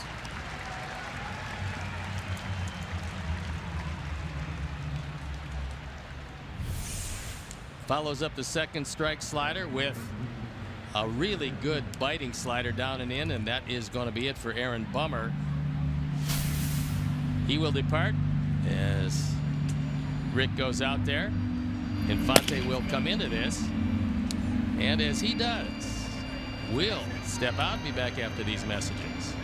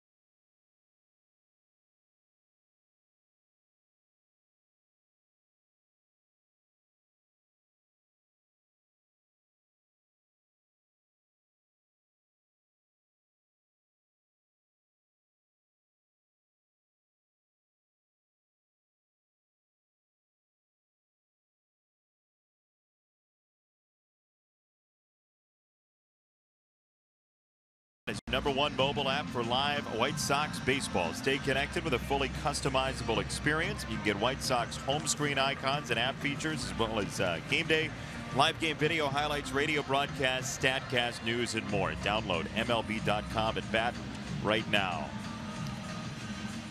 And our Hyundai call to the pen is Gregory Infante. As he comes in, he'll inherit Kepler at first base and 1 out. On for the 35th time. He's 1-1. His ERA .417. 33 strikeouts and 36 2/3, and that part is pretty good. Left-handers have hit him a bit better than the righties. That's pretty much to be expected. As he comes on to face for the first time tonight Chris Jimenez, who was put in the game for Jason Castro, who took one off the mask, and they're taking a look at him. Chris Jimenez has done something this year that hasn't been done since 1966. He's the first player to make 5 or more appearances as a pitcher and 5 or more appearances at any of the other defensive positions since Mel Queen 51 years ago. That's pretty good. Usually when he comes in late in the game, it's on the mound, strangely enough, as Kepler's back at first. Pretty quick throw to first base, making sure Kepler will think about that secondary lead he takes this time.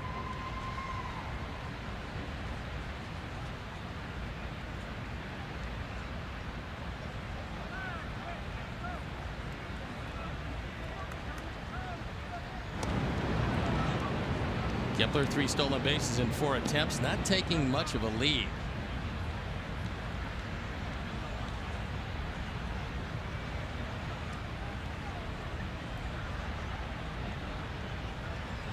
Now that lead gets just a little bigger.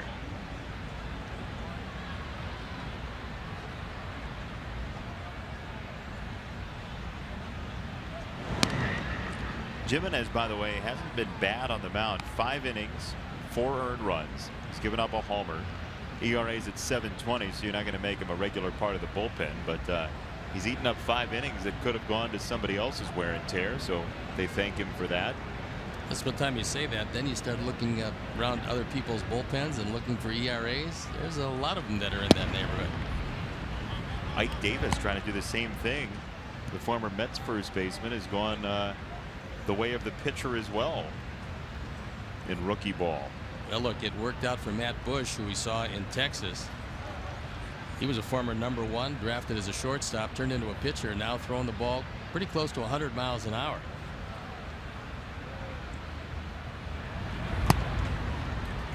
.95 from Infante, 2-1.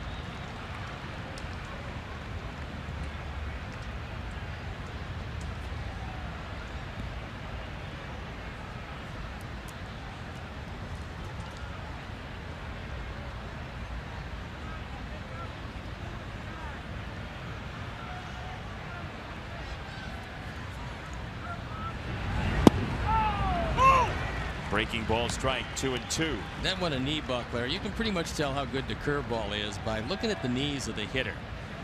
If it's a righty pitcher, righty hitter, look at the knees of Jimenez. Sees the curveball, the knees buckle, and the ball cuts the middle of the plate. Good late breaking and very deceptive. 2-2. Kepler runs. Throw from Smith is high. Kepler swipes the bag. Pretty good job of Paul Molitor figuring after that curveball that Infante would probably go to another curveball. Good pitch to run. The throw is up. He gets a good jump, and Kevin dropping to one knee. The throw is up high. Kepler in under it. 4 of 5 this year for Kepler.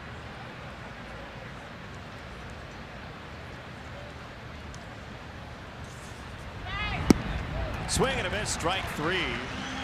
Jimenez fans. Kepler remains at second.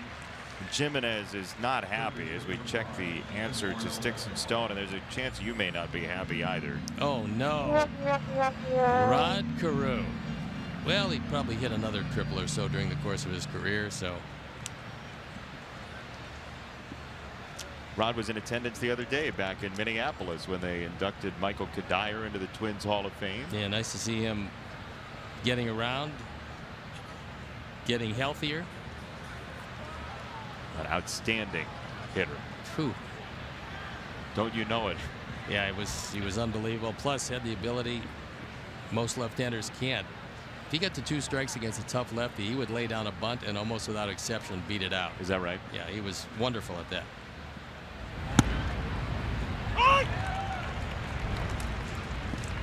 It's a big at bat for Escobar, needless to say. Kepler at second, 2 out, 7th inning. Sox trying to keep it a 1-run game.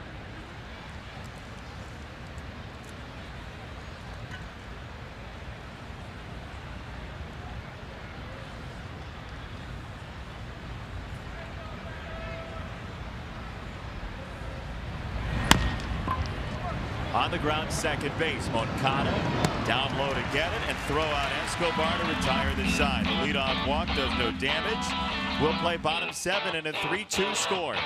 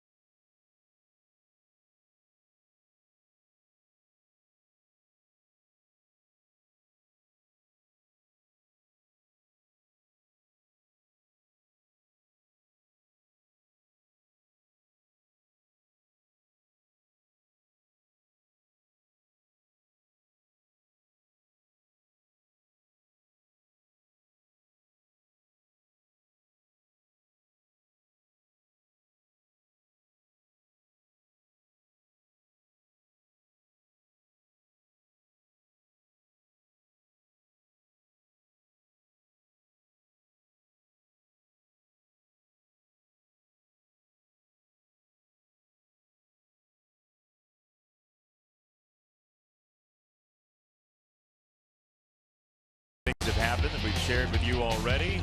Irvin Santana to Paul Konerko back in 2005, and that's hit number 2,000 for Paulie. He came out for pinch runner Brent Lillibridge afterward, and Santana gives up the ball. Paulie takes it and gets a big hug from Ozzie and Herm Schneider there. And time now for our Quicken Loans Rocket Arms. Complete game leaders, Irvin Santana in the American League. He's got 5 of those. Kluber right behind him. And the National League, former White Sox hurler Clayton Richard with just 2. Scherzer and Nova tied.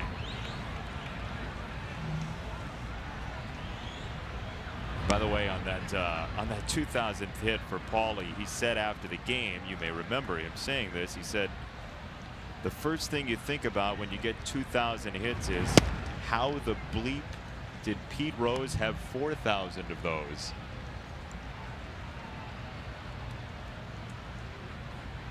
Certainly an interesting question. One that can only be posed off national television. Yep, a lot of hits. And of all of Paulie's hits, not too many infield hits. That's true. Ball 4, Nicky Delmonico takes the first Sox walk of the night. So Nicky now in 21 games has been on base in 20 of them in his career. And a good way to start off the 7th inning. Just a 1-run Minnesota lead. They did make a move before the game. They designated Tim Melville for release or assignment, and they brought up John Curtis from AAA Rochester. He was used as a closer in Double and AAA. It'll be interesting to see how Paul Molitor wants to use him now that he's a part of his bullpen. They've been playing a little bit short-handed in that bullpen. Curtis provides the 6th right-hander to the 2 left-handers in the pen. 61 years old yesterday, Paul Molitor.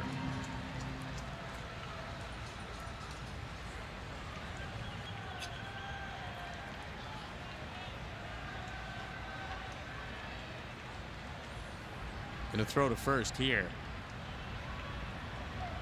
Why'd you say that? Just seemed like it was time for it. You had a key of some sort. I did. Yeah. Anytime you're looking at the catcher and he flips up his thumb, it used to mean something different. Now it means throw to first base. That's what a lot of teams do. Years ago, it used to be when a catcher did that, he wanted one under the chin of the hitter. But those days are long gone.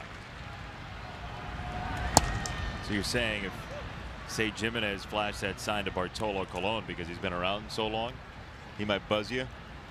Yeah, Bartolo probably passed the buzzing you stage. But yeah, I mean, that's the way it used to be. Again, many years ago, not so much now. Now he wants just the slider. Caught the corner, says Guccione, the plate umpire. 1-2. You're going to get that call. You're going to be tough to hit because it's a perfect pitch, and you can make a case it was outside, but close enough. And getting the call, it's a perfect slider.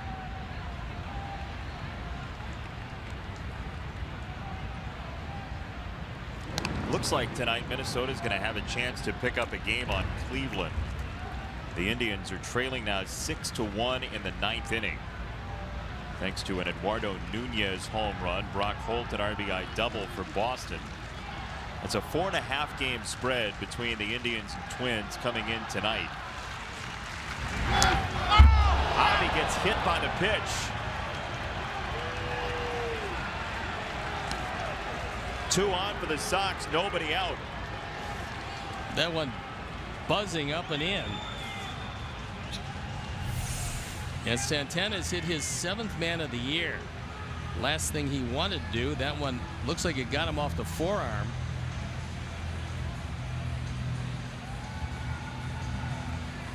So 2 on and nobody out.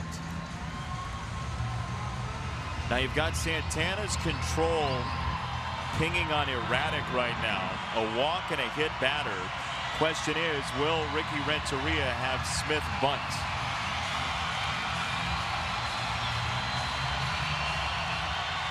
Kevin came up with a base hit last time. The way he's been swinging it, you'd think he'd give him the opportunity to swing it.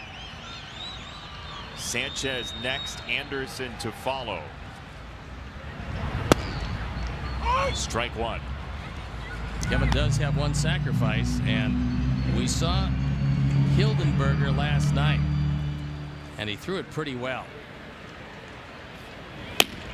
Tough on righties, certainly. Yeah, he threw a perfect inning in the 8th inning with a strikeout.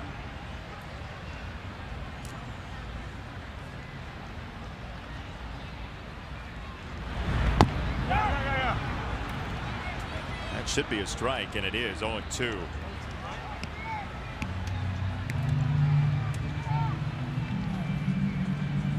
Danny Farquhar loosening in the bullpen for the Sox.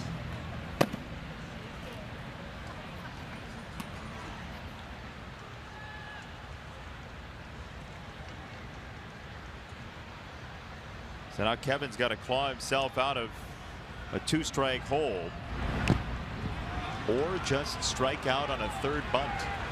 And now go to second. Safe the call. Well, he's out, and it was he said it was a foul ball in the catcher's glove, I believe. I believe that was a call of Chris Guccione. I didn't think he made contact at first. Let's see. He did make contact, but bunting a 3rd strike, you're out.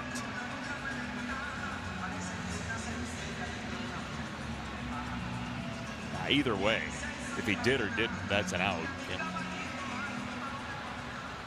He's out. What Guccione is saying is that it's a dead ball.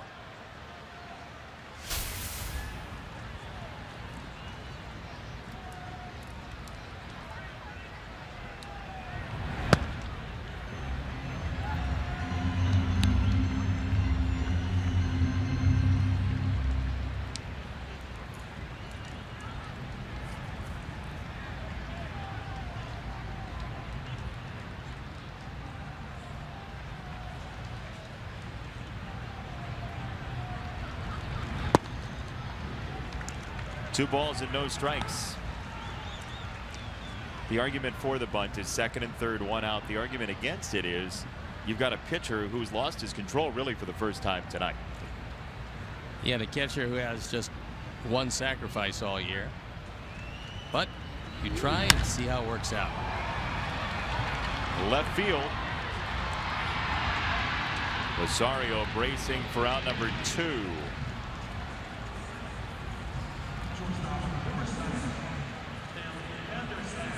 That's one of the guys you don't want to run on too often. Rosario's got a very good arm. In fact, there's good arms all the way around in the Twin outfield. That'll leave it up to Tim Anderson.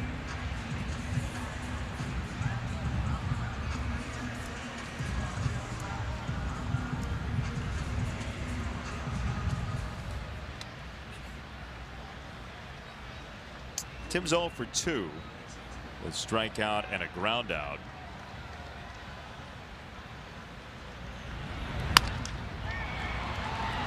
And that should do it.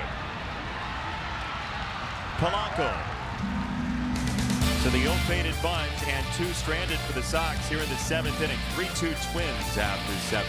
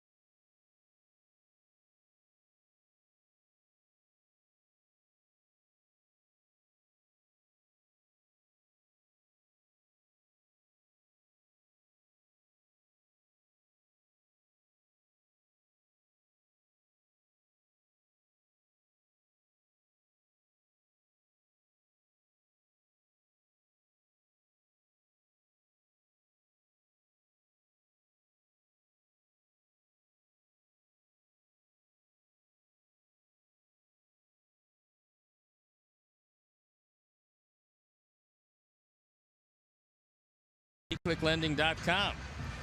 eClick is located in Chicagoland and is rated A+ by the Better Business Bureau. Boom. eClick Lending. Boom. Boom again. Your mortgage just happened twice. And one time for my feisty little partner. Thanks, Steve. I just figured one boom wouldn't hurt, right? No. Extra boom. And Neil Allen now talking with Santana did a great job of pitching himself into and out of a really tough jam. 2 on, nobody out in a 1-run game, and he got out of it. Top of the card for Minnesota, Brian Dozier takes a ball from Infante, who came in to get the final 2 outs of the top of the 7th.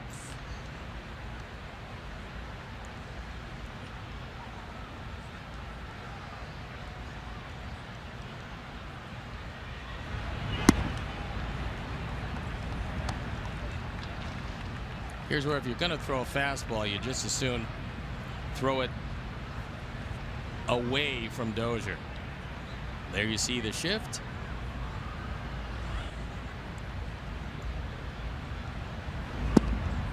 A breaking ball for a strike. Yeah, went to the slider. Good idea. And a better idea to put it in the zone.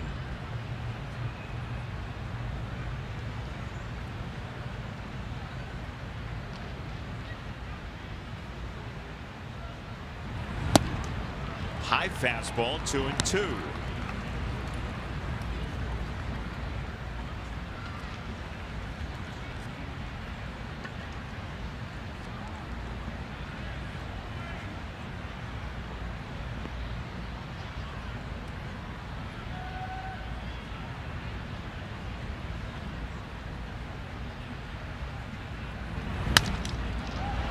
Up the middle, the shift is on. Moncada couldn't handle it.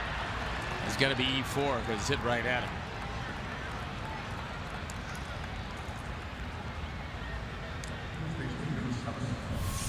That one went out there like a knuckleball, and it just completely ate up Moncada.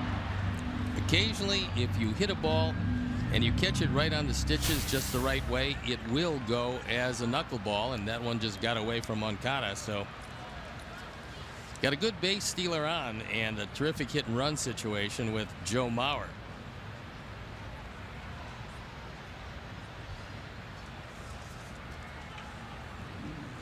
Dozier walked and scored in the 6th inning after base hits by Mauer and Polanco.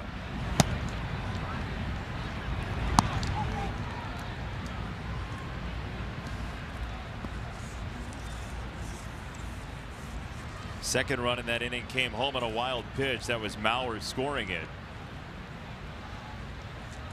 Well pitched game for the most part by Shields and Santana tonight, keeping the offenses down.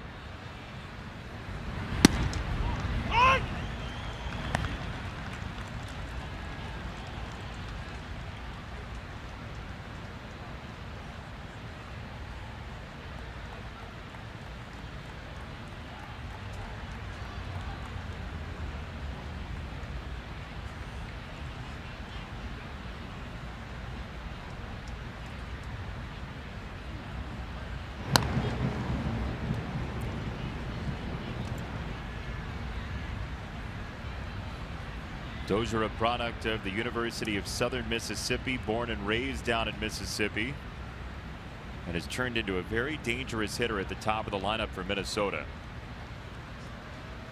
Yeah, offensively, there's a whole lot of things he can do, and running is one of them.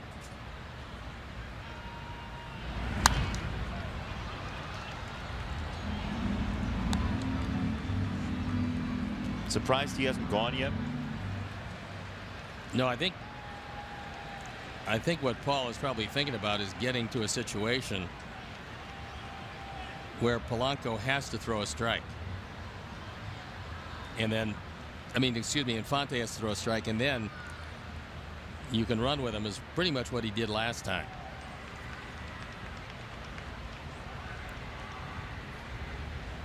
He holds, and the pitch is ball 2. Close pitch.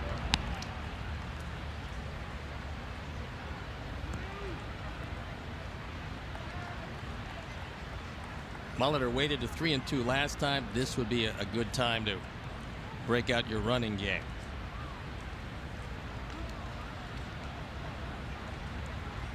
We'll take a look at the size of the lead that Dozier has. He holds, and a ground ball. Anderson to the bag to turn 2, and a big ground ball from Infante for the first 2 outs of the 8th. Unfortunately, Molitor did not run, and it was a tailor-made 2 right back up the middle, right into where Anderson had shifted, and a very easy 6-3 double play.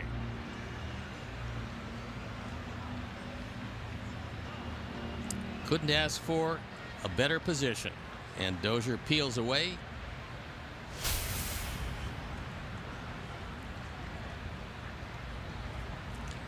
Leaving the inning to Polanco, who's driven in a couple tonight.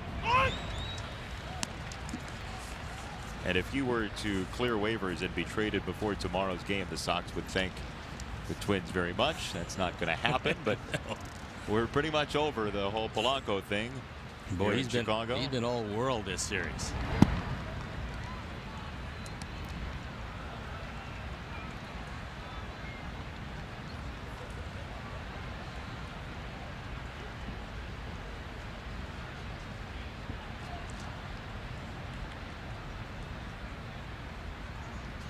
One and one on Polanco. Sox in the home 8th will have Hansen, Garcia, and Moncada. The bench is Narvaez, Saladino, and Engel tonight.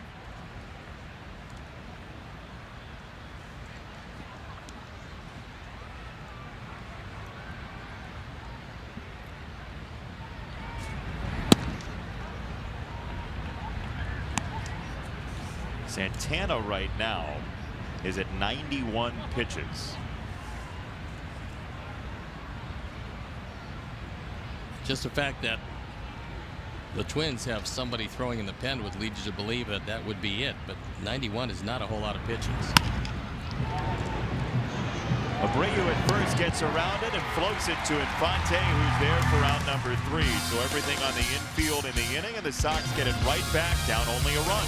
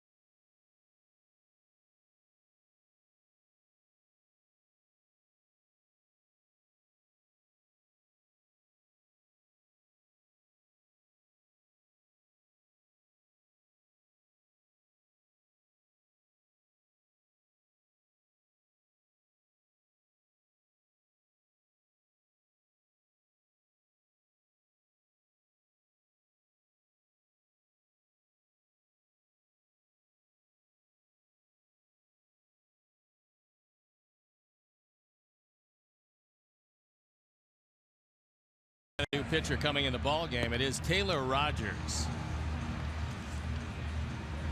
Look at the numbers on for the 54th time. 5-3 record, an ERA of 3.53. There you look at the rest of the numbers. Left-handers have done nothing with him. So Hansen will turn around from the right side, as will Garcia and Moncada. 3 switch hitters here in the 8th inning. There you look at the way it's been. Santana with quite a night. He went 7 innings, gave up a couple of runs on 3 hits with a walk and 8 strikeouts. Nice job, and got out of a big jam in the 7th.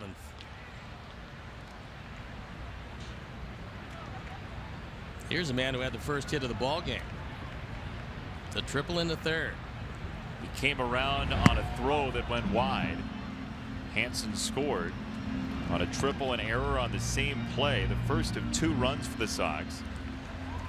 And Taylor Rogers has been a rather streaky pitcher for Minnesota. He's on a run of 5 straight scoreless outings, but before that he had 6 straight in which he gave up at least a run. I always liked his stuff, and Minnesota is still deciding if Rogers is eventually going to wend his way into the starting rotation or stay out of the pen.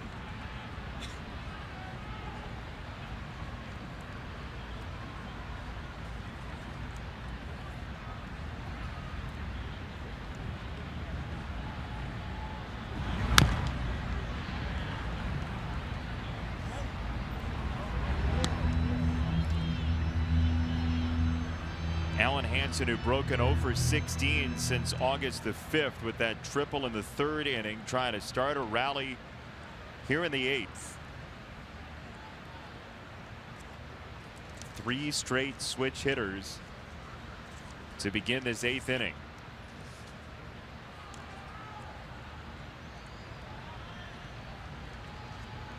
One and 2. Rogers was a starting pitcher almost exclusively through 2015. And last year with Minnesota, he had a nice year. 57 appearances, each and every one of them out of the bullpen as he tried to make the conversion, and at least the pen part of it has worked out well.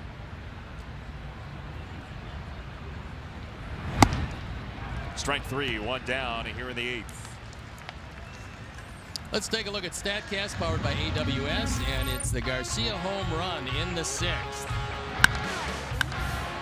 Towering fly ball, exit velocity of 104.7, launch angle 38.5, and estimated distance 393. Made it a 3-2 game, and that's where we sit. How about another? Looked pretty good from this angle.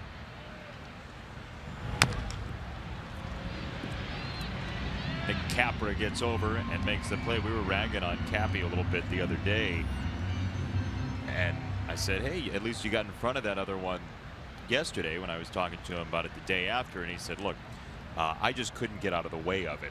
So it wasn't an effort to field the ball there that time. He showed some great lateral movement off his surgery during the season. After back surgery, you don't usually have that kind of movement, but he came back 100%. He says he feels 20 times better than he did before the surgery. And you can just see it on his face when he's talking about it. Nick is a very happy man in terms of his health right now, and good for him. 0-2.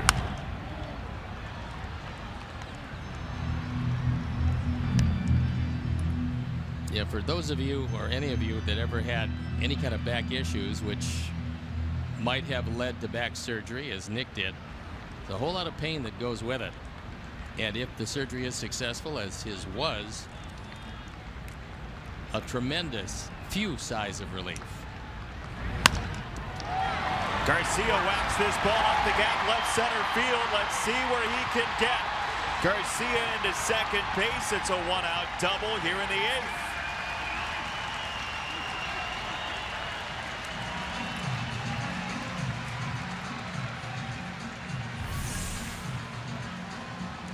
This puts a tying run in scoring position as Leury hits it in the gap. There was no doubt about 2. You were thinking maybe 3, but Buxton got to it fairly quickly and got it back in. Boy, he's just worn out relief pitchers recently.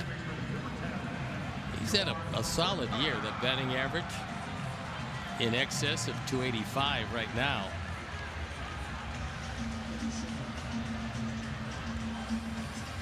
Juan Minaya throwing in the pen. You score a couple, and it's Juan time.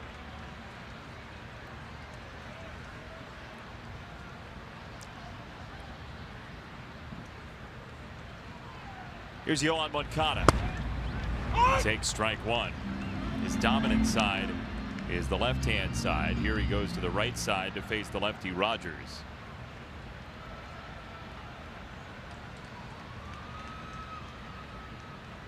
You wouldn't think they'd let Abreu face Rogers. No.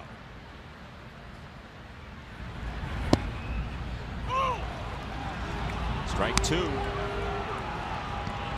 Menard's pitch cast had it a strike.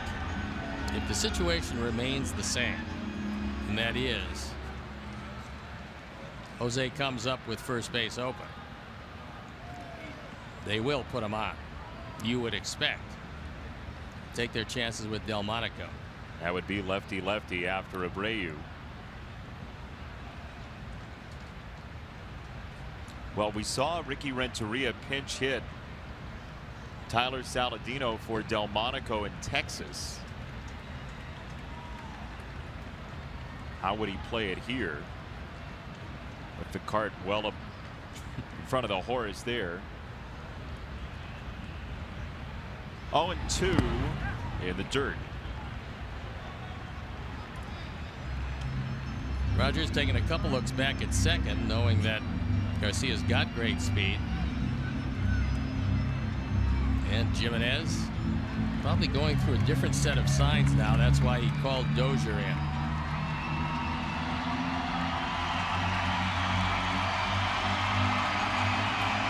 The unicorn-o-meter is in the red. We had the rally squirrel the other day. Unicorns are very lucky, you know. They're rare. Yes. Only won a section here tonight. That's why they're lucky. 1-2. Low.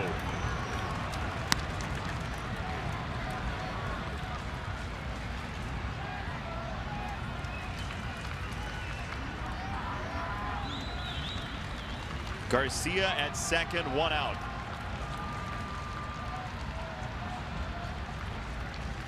2-2 to Moncada. On the ground, foul of third.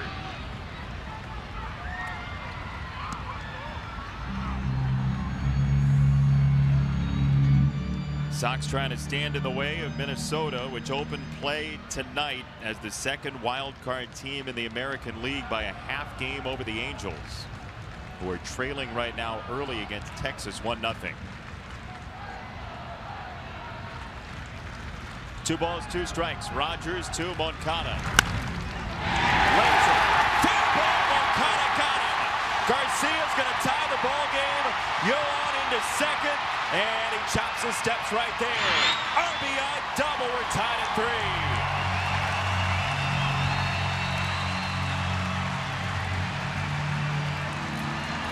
The 11th run driven in.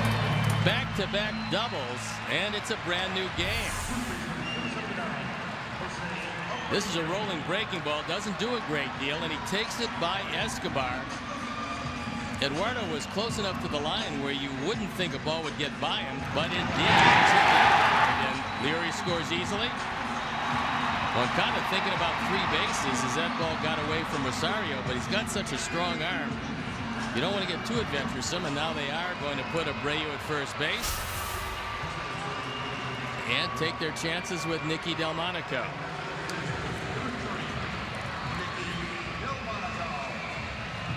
So Yoan Moncada with his 3rd double the last 2 nights.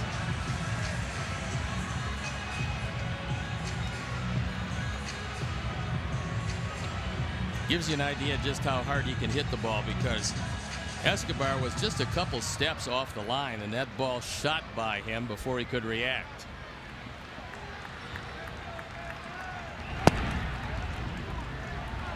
Ball number 1 on Delmonico.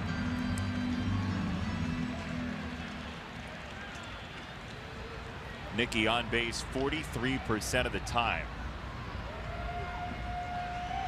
And you've got Garcia, who's been death to left-handers, on deck. 2 balls, no strikes. Well, here's where the lefty-lefty advantage evens out, because you wouldn't think that he would throw him a breaking ball 2-0. Last thing he can afford to do is walk him.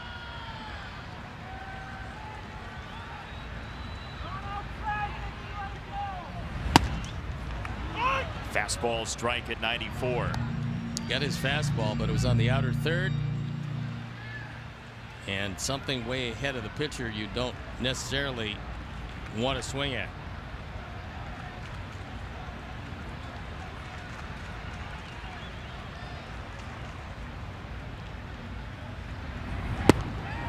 Ball 3 low. That was a big pitch for Rogers, and equally as big a pitch for Nicky. Now he's going to get another fastball as Avi waiting patiently.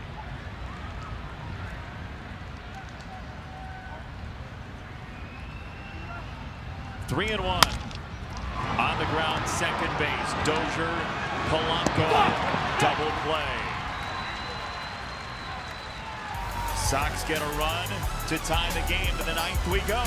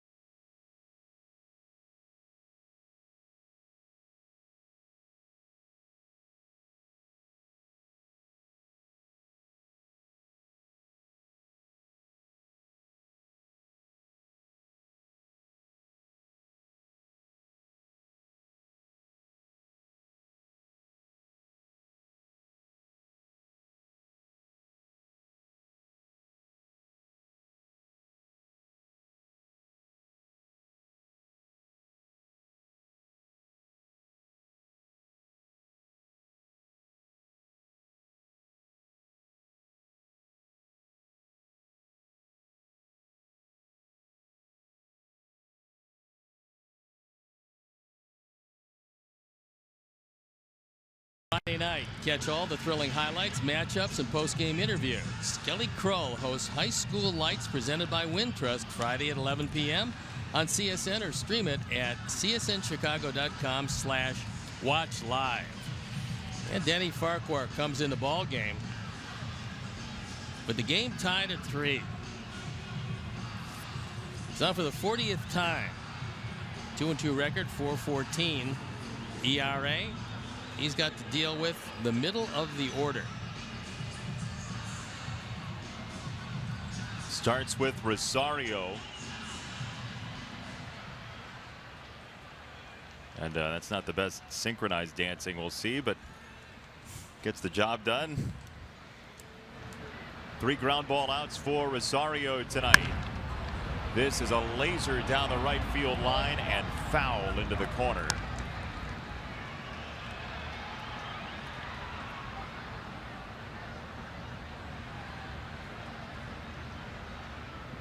Well, this Sox team continues to show a great deal of energy for 48-76. It's a very upbeat clubhouse and a team that never flatlines. Strike 2.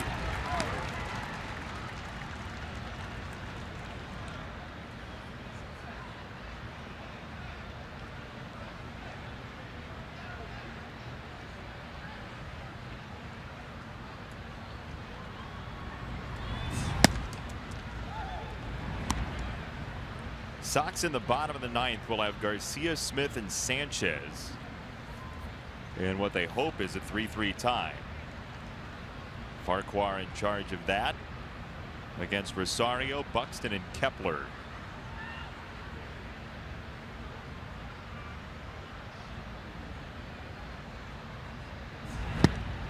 Swing and a miss, strike 3. Danny Farquhar strikes out Rosario.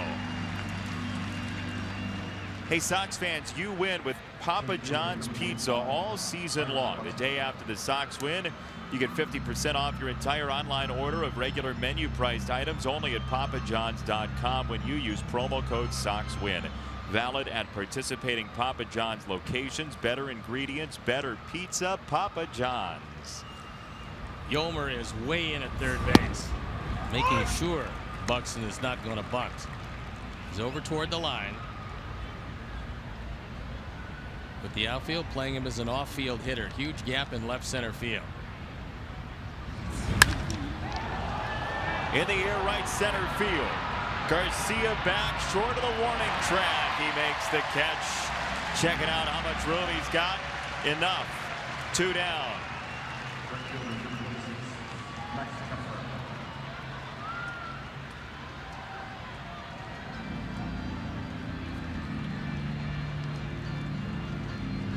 And leaves it for Kepler.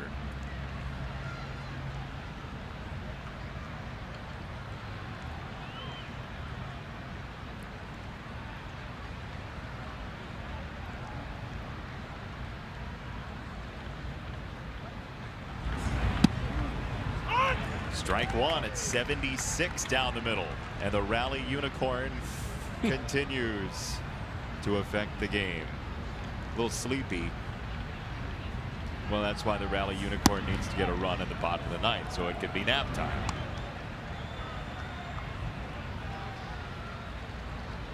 Like when your rally animal needs a little bit of Betty by time. Occasionally, yeah, your rally animal runs out of gas. When you need a late rally from the rally unicorn.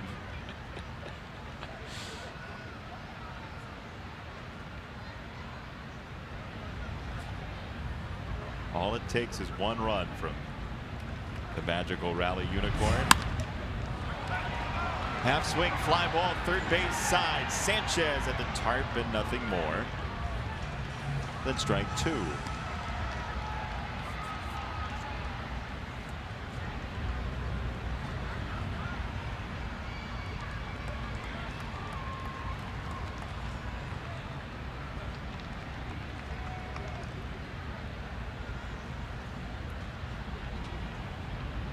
Two balls, 2 strikes on Kepler.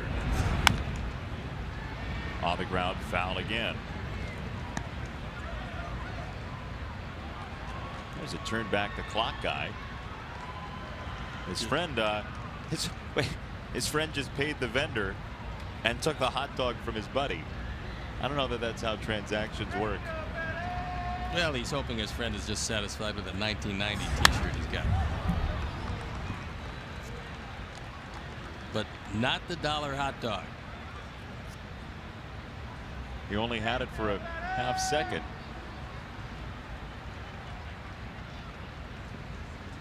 Perfect time, ninth inning for dollar hot dogs. Just binge eat a little bit before you go home. 2-2. On the ground, Farquhar runs it down and flips to Abreu. 1-2-3 inning for the newcomer Danny Farquhar. Sox need a run, and the Rally Unicorns fired up. See if she can win it for the Sox. Bottom 9.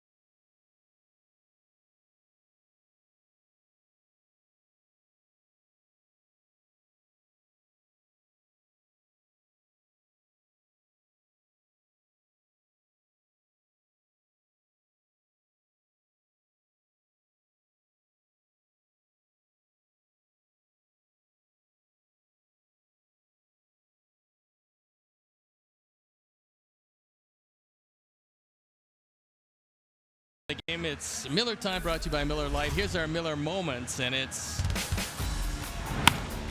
some good things happening for Leury Garcia. The great catch in center field, taking at least 2 bases away. This was just an outstanding effort.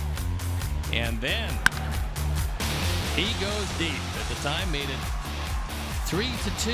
He later doubled and scored the run that made it 3-3. Our Miller moments, Leury Garcia.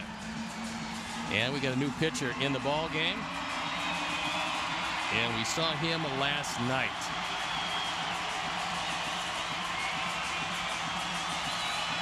Trevor Hildenberger on for the 21st time, his ERA at 2.77. And a 2-1 record. There you look at some pretty good numbers. And Avi to lead it off. Twins' new pitcher, most likely to be confused for Henry Rowan-Gardner in Rookie of the Year. Rosenbagger, Hildenberger will face Garcia for ball number 1 here in the 9th.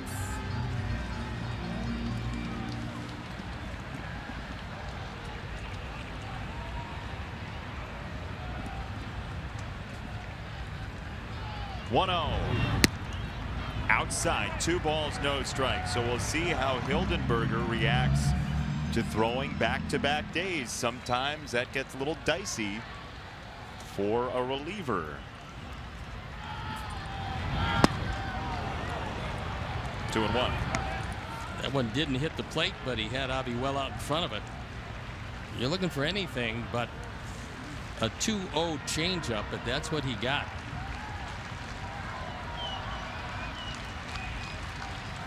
2-1.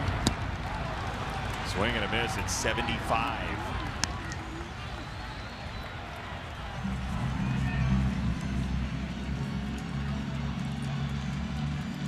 Two changeups back to back.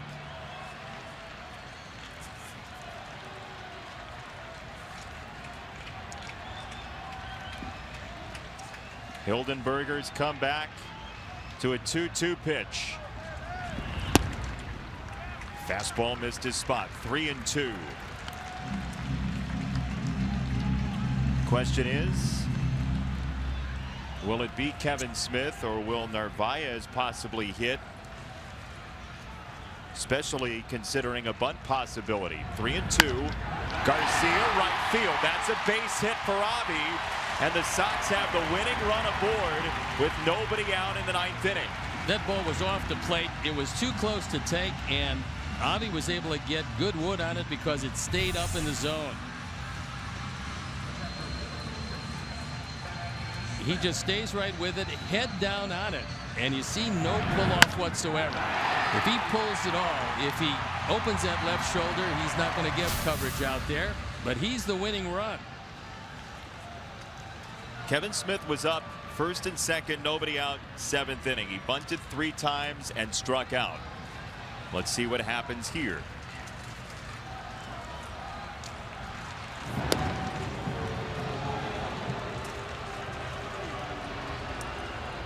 You do have Saladino, Engel, and Narvaez on the bench. Yep.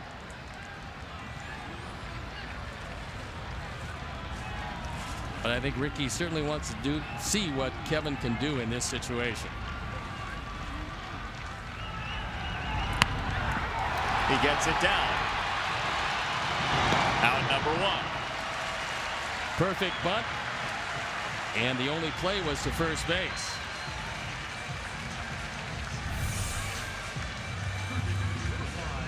Can't do it much better than that. He deadens the ball nicely, trickles out in front, and moves up Avi.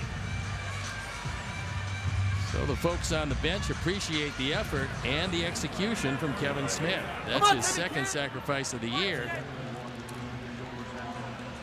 And Yolmer to first base, he is meaningless in this situation. And Neil Allen comes sprinting out from the dugout. He wants to talk with his young pitcher about what kind of reports they have on Tim Anderson. Get very good use of that Neil Allen cannon in the dugout.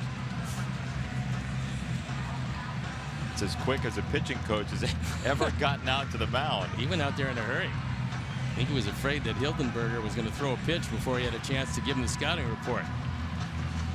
Big spot. Anderson followed by possibly Alan Hansen.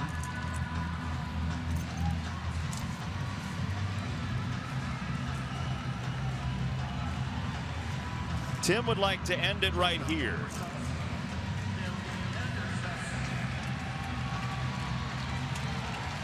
The way they're playing him right now, there's a pretty sizable gap in left center field.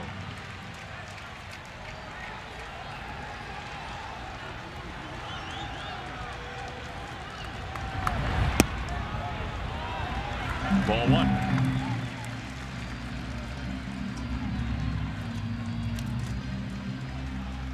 Tim had been on a 7-game hit streak. He's now 1 for his last 20, trying to burst out of it in a big way here in the 9th. Anderson left side, base hit. Avi around third. Rosario's throwing the play. Line. The Sox win in comeback fashion. 1 in the 8th and a run in the 9th, and the mob is on 4-3. Tim Anderson, who had not had a good night, gets a breaking ball and takes it into left field, and his teammates are absolutely ecstatic. Tim is down in the middle of the infield, and he comes through with a game-winning hit. The walk-off base hit scores Avi, and Avi had singled to lead off the inning. Then a sacrifice bunt works to perfection when Tim Anderson takes it through the left side. Nick Capra with a gamble on a fine arm of Rosario, but it's a bad throw. It's off the mark. It short hops Jimenez. And when he can't come up with it, Avi hits the plate to end the game. Great comeback win against a team that desperately needed the win, and this gives you an idea about this Sox team and where they are at this point. Yes, they know it's rebuilding. Yes, they know it's not a year they're supposed to win, but nobody's ever told them why they shouldn't win tonight's game, and that's exactly what you saw tonight. You saw a team that never gave up, despite Santana throwing exceptionally well. They came back to win a big ball game in thrilling fashion, giving the folks here tonight a chance to see a little bit into the future on a Sox team that's going to be very good, and they're learning how to come back late in ball games. This is going to serve them well. The Sox basically had the rally zoo here tonight, by the way. We saw the rally unicorn and now the rally squirrel. Rally unicorn was psyched up tonight, and the rally squirrel is always entertaining. Let's check in with Sierra Santos. She's downstairs with Tim. All right, Tim, they intentionally walked Yomer Sanchez to get to you. How good did that feel to show them that he needs help?